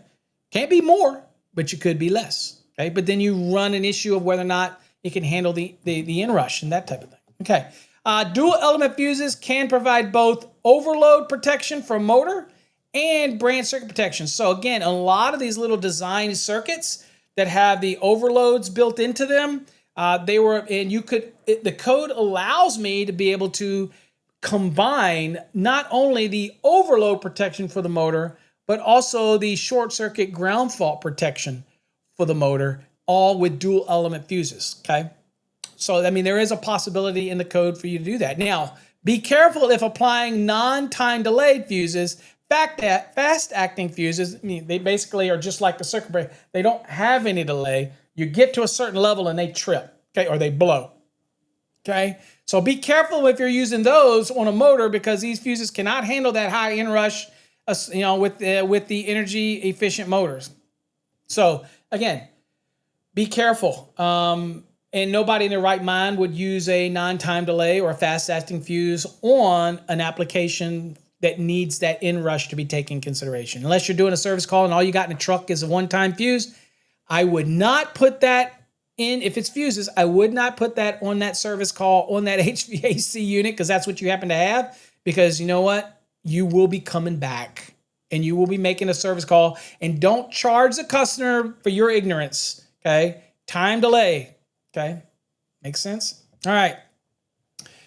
Now, table 430.52. Okay, y'all are familiar with 430.52. That's the short circuit and ground fault protection tables for motors. It shows that the typical motor branch circuit, short circuit and ground fault protection, it says the maximum size permitted for a dual element fuse. Okay, so there's a maximum size in that table. I'm sure y'all have seen that little table. I'll show you that table if you're not familiar with it. You should be familiar with it if you're familiar with motors. By the way, shameless plug, if you have not watched my videos on motors basics, you need to watch the video. It is available over on Fast Track's Tube, and go check it out. I tend to not give a lot of stuff away anymore on my YouTube channels for free, so make sure you check that out. But if you want to know what I'm talking about, this is what we're talking about right here. It's this table right here, right? And I'll blow it up for you. This table right here.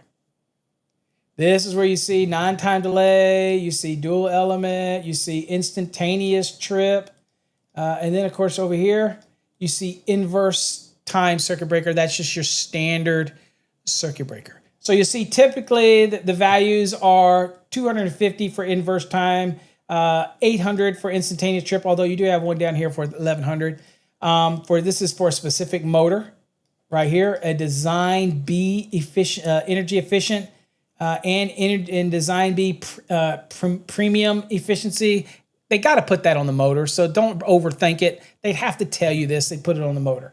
Okay. Any other motor, it'd be other than design D, your normal squirrel cage or your AC motor. These are going to fall into these top three. Okay. So typically, again, non-time delay, 300%, dual element time delay, 175%, instantaneous 800, and 250 for inverse if you're going to use a circuit breaker for that application. Okay. So that is based on using the FLC. That's the full load current that is in your tables in the back of 430, 248, 249, 250.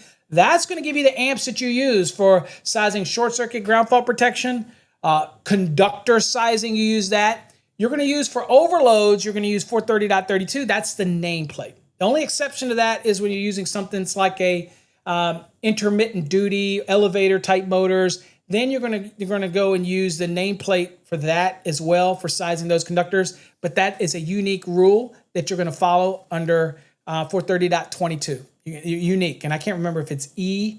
I think it's E, that type of thing. Very unique. But for normal everyday applications, always going to use the FLC amps to size the conductors, short circuit ground fault protection, all those type of things. Okay. All right. Anywho. So there you go. So the time delay, the dual element, okay, the dual element application, the dual element application is going to have a maximum of 150%. Notice that's a maximum, okay?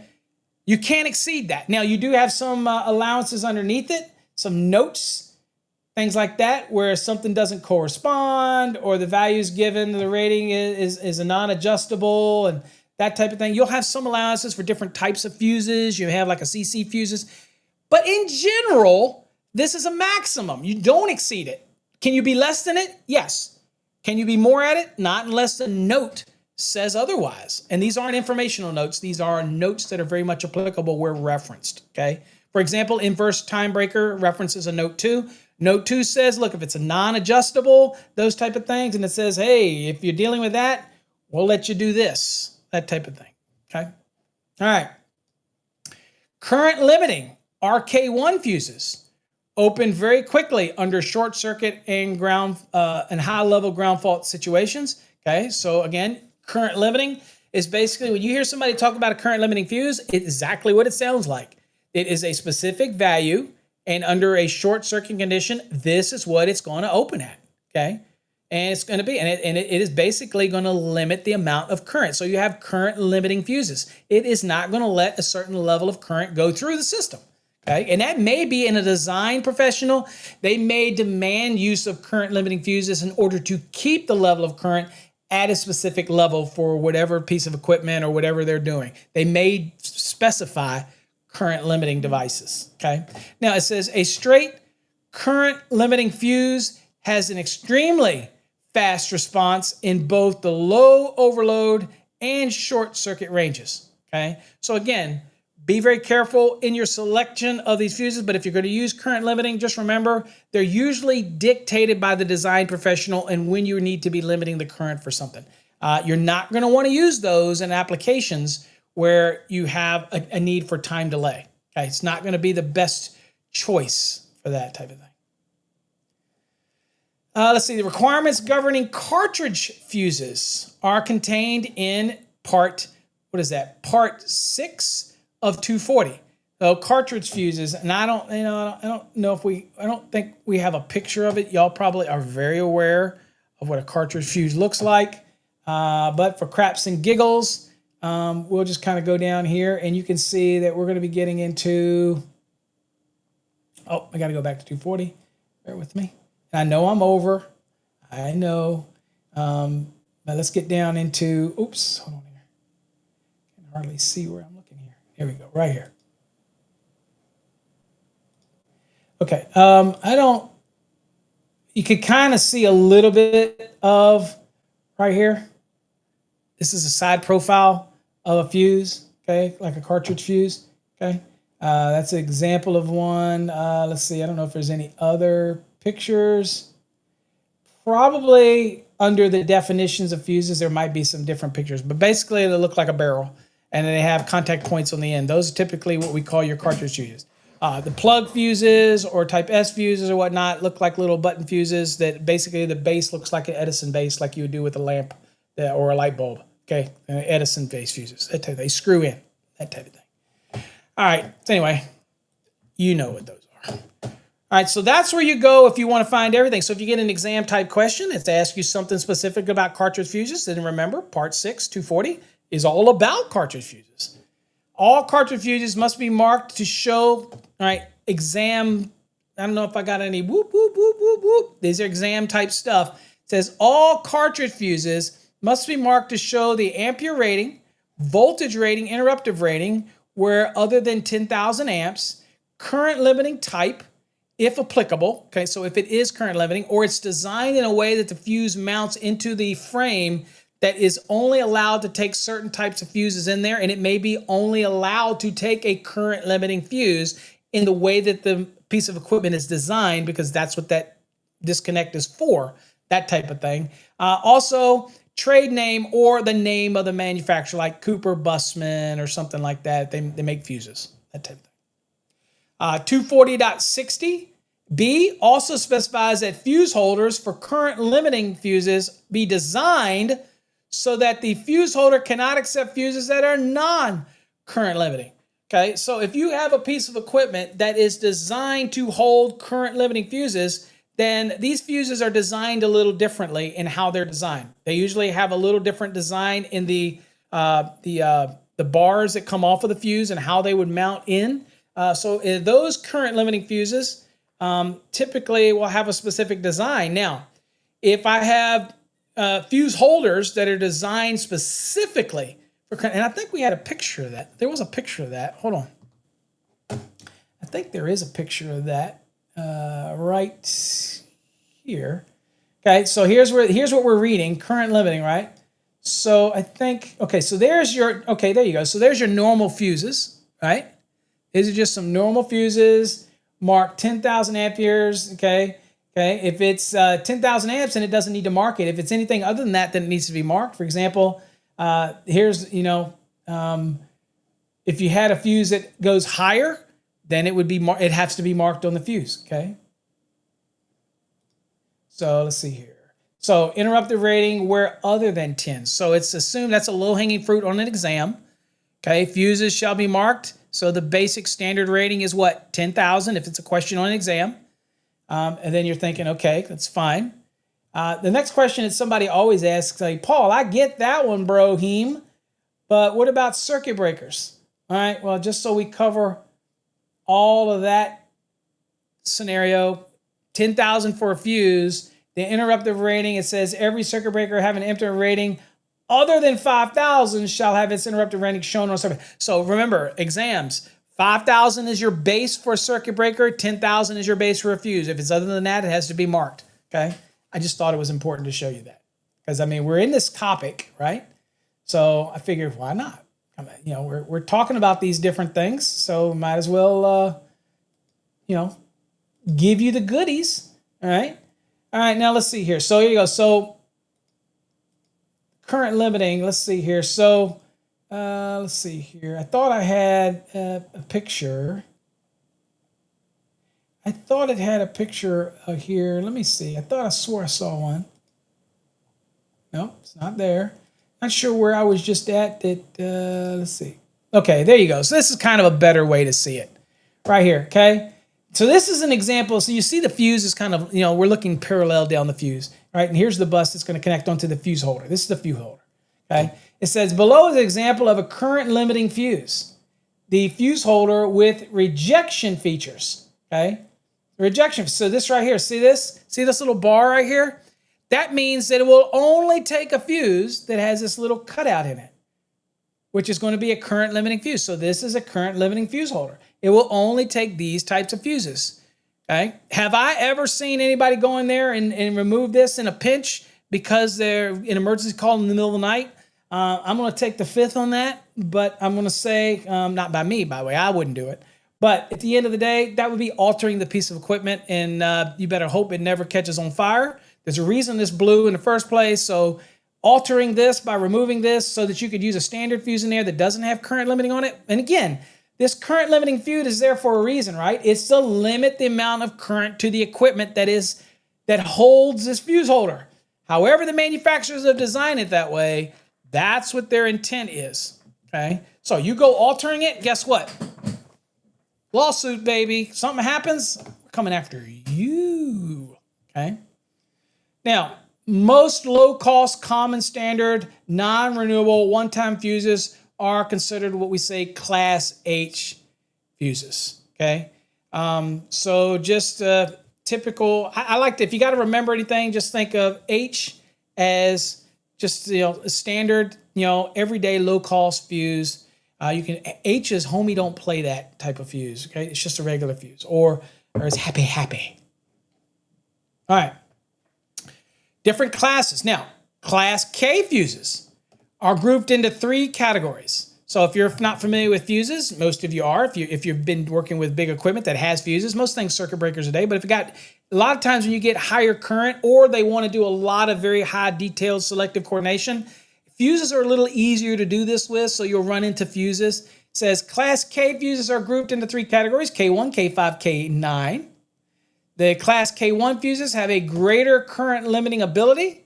Class K9, okay, so that's K1. K9 fuses have the least current limiting ability. So in these K classes, that means one has the higher range of current limitability and the 9 is on the lower scale, okay? It's not as current limiting as a K1 would be. Class J fuses are current limiting and are also marked, okay, and are so marked as such. Certain Class J fuses are also considered to be dual element time delay fuses. So this is just stuff that most of the manufacturers will tell you the type of fuse that's needed for the system, okay? So again, not brain surgery. You don't have to be an expert in all the different fuses, but it's just things to think about. Class L fuses are current limiting fuses and are bolt-on. So L comes obviously in different amp ratings, but again, bolt-on fuses are used to bolt pressure contact or high pressure switches, okay? So you need if something calls for a Class L fuse, there you go. It's going to be current limiting, but it's typically a bolt-on design. And then you cut Class T fuses are physically smaller than the Class H, which we said was our happy homie, or Class J, which are current limiting, but can be dual element or time delay. It says the T is the configuration of this type of fuse limits its use to fuse holders and switches that will reject all other type of fuses. So if I have a fuse holder that accepts Class T, it's designed to only accept Class T and reject any other. So this is going to be either in the blade design, specific length of the fuse under this class. Something in the fuse is going to be designed in a way that it can only accept those type of fuses. Again, this is not exam prep for this. This is not brain surgery. This is just understanding the information about the different types of fuses. That's all it is. All right, Class G are cartridge fuses with small physical dimensions. Class G fuses are current limiting and are often used for the protection of, okay, so these are very small. These are found in ballasts, electric heating circuits, and similar loads. Okay, so this sounds like the Class G is usually going to be provided by a manufacturer. It's probably going to be integral to certain things, right? And these fuses may or may not be supplemental protection, okay? Class R fuses is a non-renewable cartridge type, are divided into two subclasses. We saw earlier that being RK1 and a class RK5. Now, when it says non-renewable, I think of fuses, be honest with you, and most of them is all of them being just, one and done trash. But again, I don't do a whole lot in the fuse world, that type of thing. But all the fuses that I ever dealt with, if they blew, they gone. You know what I'm saying? And if they're made of paper and all that kind of stuff, everybody asks me if they get exposed to water or moisture and that type of thing. Obviously, they're not something that's reconditionable. You can't recondition standard circuit breakers, regular circuit breakers, molded case, and you certainly couldn't reuse fuses. So if it's subject to rain or moisture or anything like that, fire alarm going off, getting on it, y'all know to just replace the fuses, right? It is not reconditionable. Y'all know that. Then we have Class CF fuses that are often used in original equipment manufacturer's products. So again, it could be a Class CF that comes from the manufacturers, might be integral to the circuitry for internal protection. And then you got Class CC fuses, are primarily used for control circuit protection. They're probably going to be integral into circuit boards and things like that. Probably going to find those in things like motor control centers and all that, and the motor control circuit boards and all that kind of stuff. Small little transformer, integral, these little Class CC, these little teeny babies that are in there, that type of thing. Probably, again, already provided by the manufacturer, and it's probably nothing me as an electrician I'm going to screw with, maybe. Unless you're working in HVAC and you're maybe working with some of the little control boards or something like that that has integral fuses, then you may deal with some Class CC small. I'm not a fuse expert, by the way. I can tell you what the code says about fuses. I can tell you how to do fuses. I can talk about the requirements for fuses. But as far as being that guy that can tell you everything about the fuses, hell no. That's why you want to go to the manufacturers of fuses. They should know. Their codes and standard team should know. I'll tell you everything you need to know about wire and cable. And I'll tell you everything you need to know about the NEC. But I can't tell you anything about the internal workings of products that are manufactured by other people. That's why you go to the experts, okay? Don't listen to somebody out there. Like when I correct people about MC cable on social media, I know about MC cable. I have no less than 6 patents on MC cable. Might be more like 8 now. We just got a couple more, right? Okay. Does the hog know fuses? The hog may know fuses. Yeah, go check out the hog and see. We're running over. I'm about 2 hours into this thing now, so I'm not going to check the hog. But ask the hog, say, hog, trade up, please explain to me the Class R fuses and where they may be used. And maybe the hog will give you some detail. The hog kind of sticks to code. So we'll have to see, because it's going to have to pull historical data from the internet for that. But the reality, the hog's trying to look for code. And the code, NEC, I'm an NEC guy, doesn't get into the detailed components of the fuses. It just tells you about the fuses and all that kind of stuff. So guys, it might be the same way. I don't know. I don't know what Jeff has programmed additionally into that. Could be. All right. One last slide for today, folks. I know we're running behind, so again, I am sorry. All right. So fuses, Article 240, Part 5 spells out the requirements for plug fuses, fuse holders, and adapters. Okay. So everything, the little ones that you would screw in, those type of things, is all covered in Part 5. So on an exam, you get a question about plug fuses, fuse holders in general, adapters, all this kind of stuff, the Type S adapters, all that kind of stuff. You know where to go now. Part 5, right? It says electricians will be most concerned with the requirements for plug fuses, fuse holders and adapters. Edison-based plug fuses may be used only, okay, listen, Edison-based plug fuses may be used only as replacements to existing installations if there is no evidence of overfusing or tampering. So we're not going to see any equipment made today anyway that's going to utilize Edison-based fuse holders. They just don't make them. They do make replacements, and obviously if you're buying them and using them, these fuses, you're going to be doing it in a replacement, that type of thing. The only thing is that you can't replace it if there's evidence of where there's been overfusing or tampering or putting that penny behind it, or you see that it's discolored all around it. If there's any evidence of that, then the code is like, look, don't try to put an Edison-based fuse back in there, okay? Now, back in the day, we used to take those Edison-based, and when we buy replacement, we get those little ones that have the little button on it so they act like a circuit breaker. That was pretty cool at the time, okay? So these are just your regular Edison-based. Now, in new installations, if you're going to do a new installation, so the old Edison-based, if you're going to do new installations, the installation must have fuse holders requiring type S plug fuses or fuse holders, okay? Type S. And so if I were to go to the code real quick, again, you're not going to find that today. Now, okay, so what you will find is pieces of equipment that still have an integral Edison base into the switch. So it may be something like a separate device that is for a piece of equipment that's built with a switch, which is the disconnect, and it'll have a built-in Edison base. That is fine, okay, because that is a newly listed piece of equipment. Nobody's creating panels generally anymore. I can't think of anybody that would use Edison base, okay? But let's kind of look at this real quick. Let's go to the NEC and see what it says. So where we're at here, by the way, is right here, okay? So y'all see this right here at part 5. And you see it's not big, right? Not big. And here's what we're talking about, the Edison base. So let's just go here. So you're going to click it. So in an exam, if you have a question about a plug fuse, fuse holders or whatnot, don't waste your time in the index. Just remember, part 5. Boom. I'm going there. I'm looking for fuses, for plug fuses, fuse holders, adapters, and of course, if I'm looking for cartridge fuses, I'm going to what? Those type of scenario. I'm going to be like, okay, if I need that, I need to go to part 6. Okay, get that in your mind where you need to go. All right, so we're here. Let's go on and get here. Okay, so here is our plug, these little round ones you've seen. I don't think we have a picture of them, but anyway. Okay, so these plug fuses shall be permitted to be used in what? In circuits not exceeding 120 volts between conductors. Okay, so just your 120 volt circuits. Makes sense, right? And when have you ever seen that otherwise? Usually when your old panels with the plug fuses, it also has the bigger ones you pull out. They have the cartridge fuses in there, so that makes sense.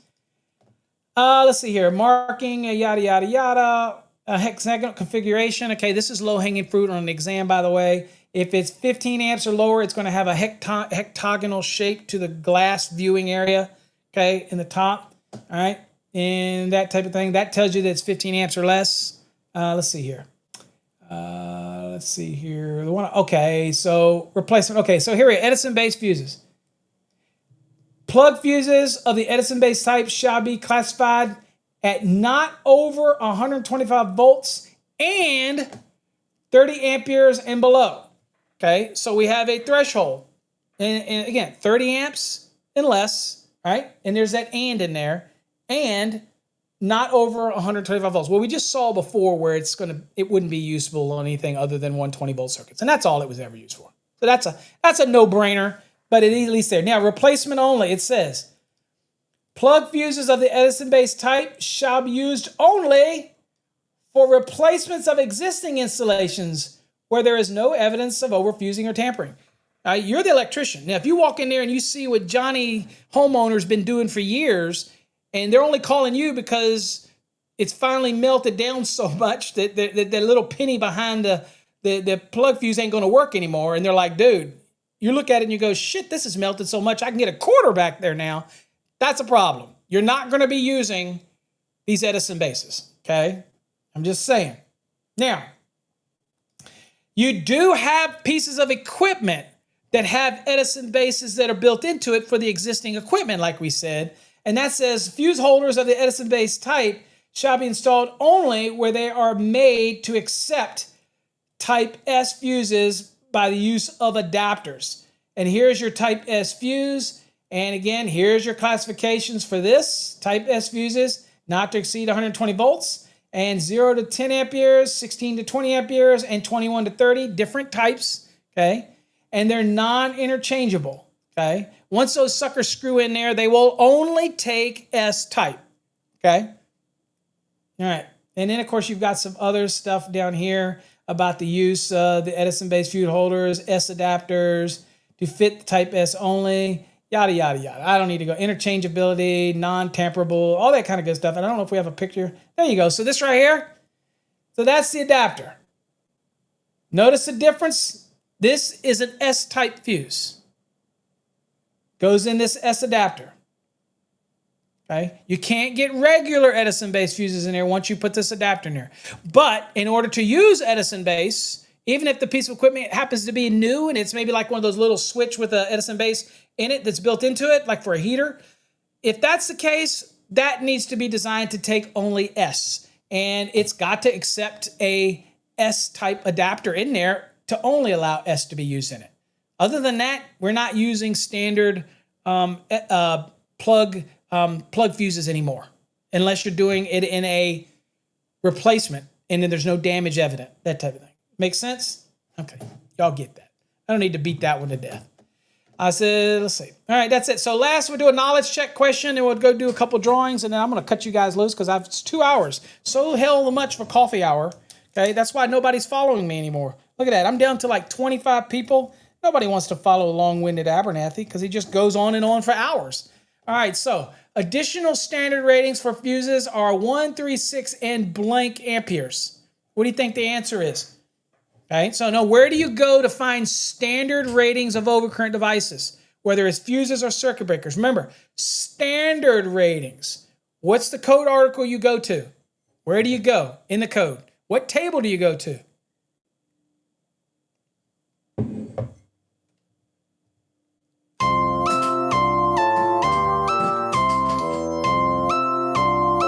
I'm waiting.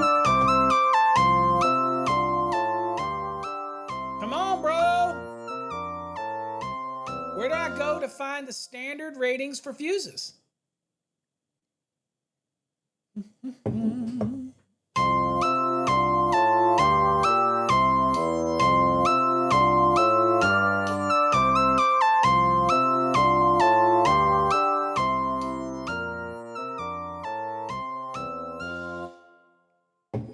All right, you guys are killing me. No, Rob, no, I mean, I don't get a lot of followers.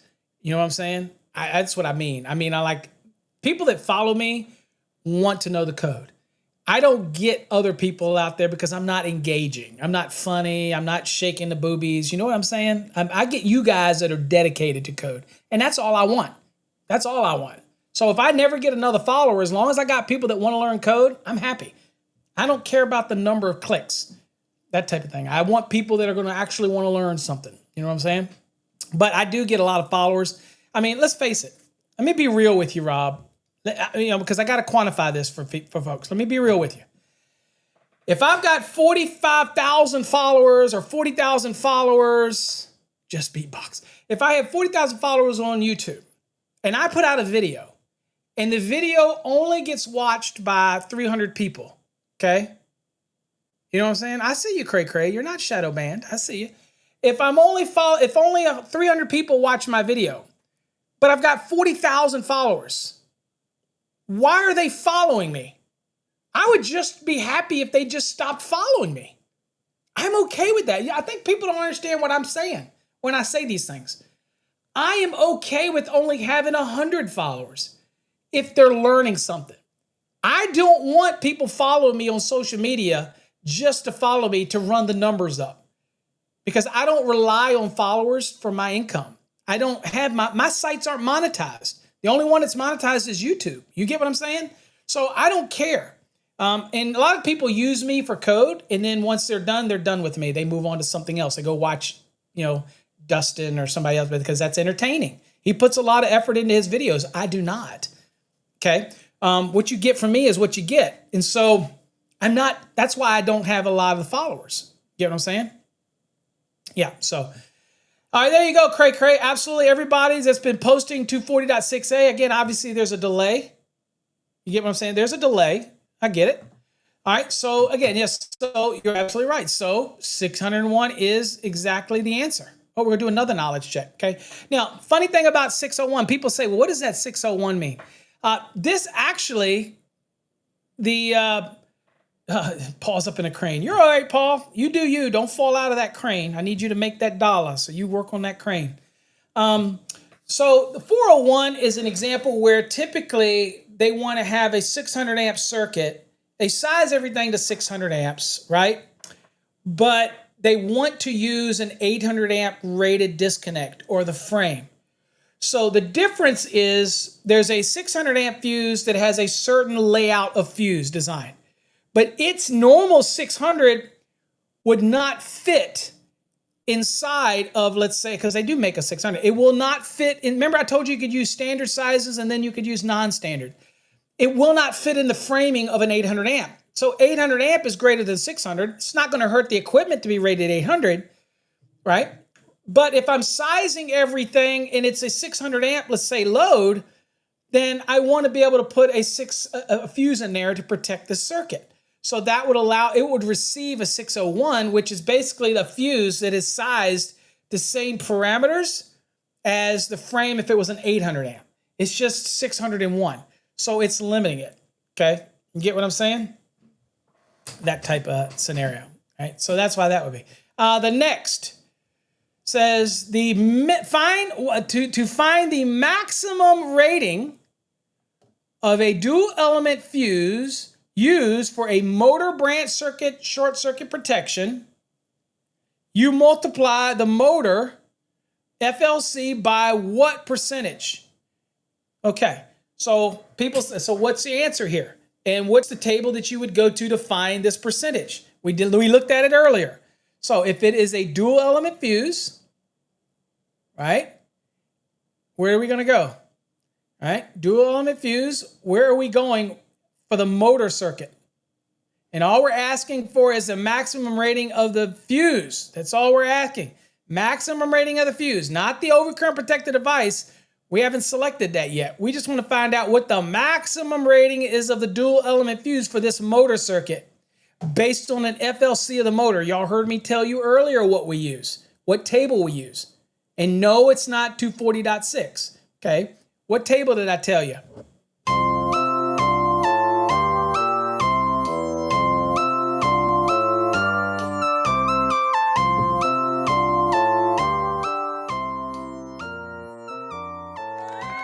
There you go. Val got it. Right there. 175. Where do we get that from? Well, that was table 430.52, right? Because that was the short circuit ground fault protection for motors based on the FLC. Remember I told you earlier? And so in this case, the answer is 175 because that's what it is under dual element fuse. Okay. And 175. Okay. All right. Let's see here. All right. We're going to get into, so, okay, good. Let through current characteristics. Okay, good. We're going to get into that tomorrow. All right. So again, a little bit of what we're going to get into tomorrow. I'll do some drawings, but tomorrow we're going to talk a little bit about fuses, how they're tested. We're going to talk about delta, three-phase, corner grounded B systems, all those type of things a little bit, and how that's fused. We're going to talk about time curve characteristics, peak let-through charts, circuit breakers, thermomagnetic. We're going to talk about those type of things, interruptive ratings of circuit breakers. We are going to talk about something that I talked about earlier, which was series rated breakers versus straight rated breakers. Okay, and the nuances. I kind of alluded to that earlier today in this episode, but we're going to be talking about that a little bit and give you some examples of that. All right. And we'll talk about current limiting circuit breakers and give you a little bit of that. And we'll talk costs, why you would maybe design one over the other if you're really in the real world. And again, we'll wrap around. No, not 300, Marlon. Not 300. Look again. So we would wrap ourselves around. We're talking time delay, okay? So we'll talk about that again in tomorrow's episode.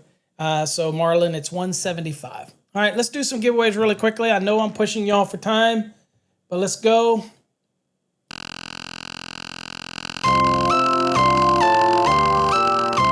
Do some giveaways. A little over.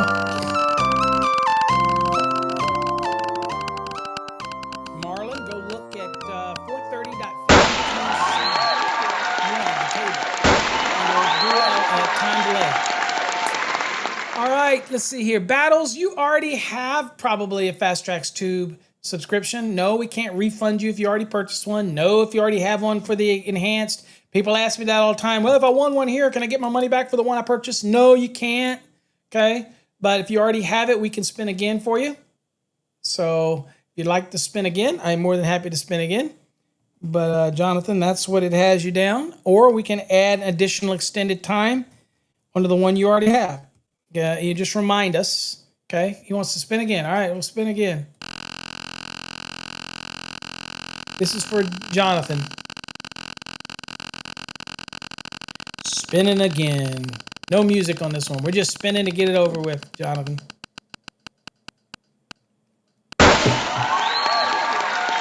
All right, Jonathan, we got the 2023 enhanced. And you might already have that as well. I don't know. But you're in the drawing for it. Doesn't mean you'll win it. And you could get it and you could gift it to somebody. That type of thing. All right, let's spin. Let's do this again.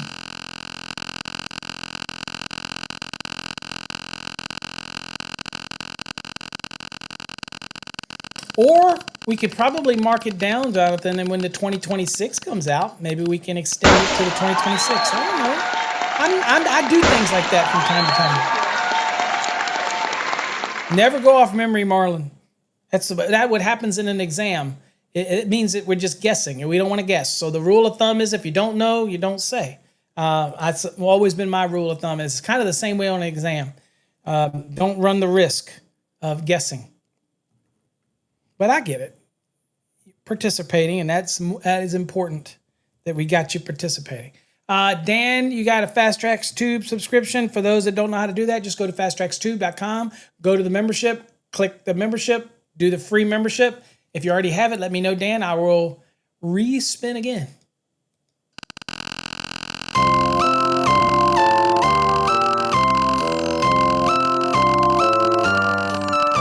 Here earlier, 175.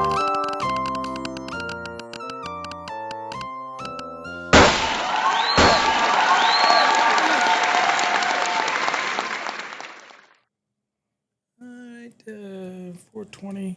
And you're in the drawing for the ultimate coin. My favorite coin, by the way.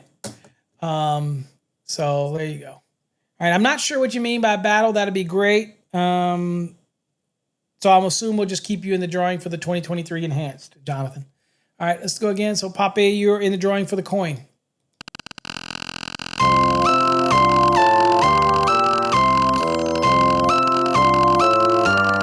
And the funny thing is Jeff made a comment. He said, damn, we're going to get to the drawing for the second quarter before we even get all the stuff delivered from the first one. I promise you you're going to get your stuff if you won. Don't worry. Those that won courses already have their courses, okay? We were delayed because, one, Jeff needed some more names, and two, the mailers. We were out of the mailers and they were back ordered, but they have arrived. So all of them are packed and they're ready to go. We're just going through the names. So just sit tight. Ain't no big deal. Ain't none of my shit that I send you for free is the end of the world. You know what I'm saying? Come on, you'll get it.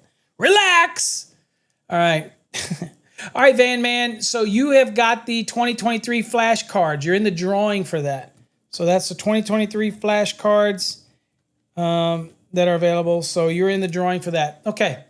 Anyway, correct. Bad decision. That's all good. It's all good. All right, good deal, Jonathan. We can extend you out. All right. All right, folks.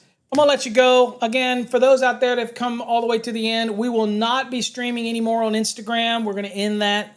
We don't really get anything out of Instagram. There's not enough followers, and it's a weird platform. So we're gonna, you know what? Again, we don't care. I mean, if we lose people from there, we don't care. But you care to learn, and I care that you care, that you care, that I care, that I care, that you care, and that's what we want to do, right? Okay? So, Cray Cray says, I'm too excited. Oh, I forgot. What's today? Hump day. Make it a good day. Do something productive. Teach somebody something, right? And most importantly, learn something yourself. I like to learn something every day. I am not a know-it-all. Anybody tells you that, don't know me. I love to learn every day. As long as I'm living and breathing and I'm on this earth, I want to learn something new every freaking day. Okay? Day. I want to learn. All right? All right, folks. Till next time. What's up? Oh, Jonathan, yes.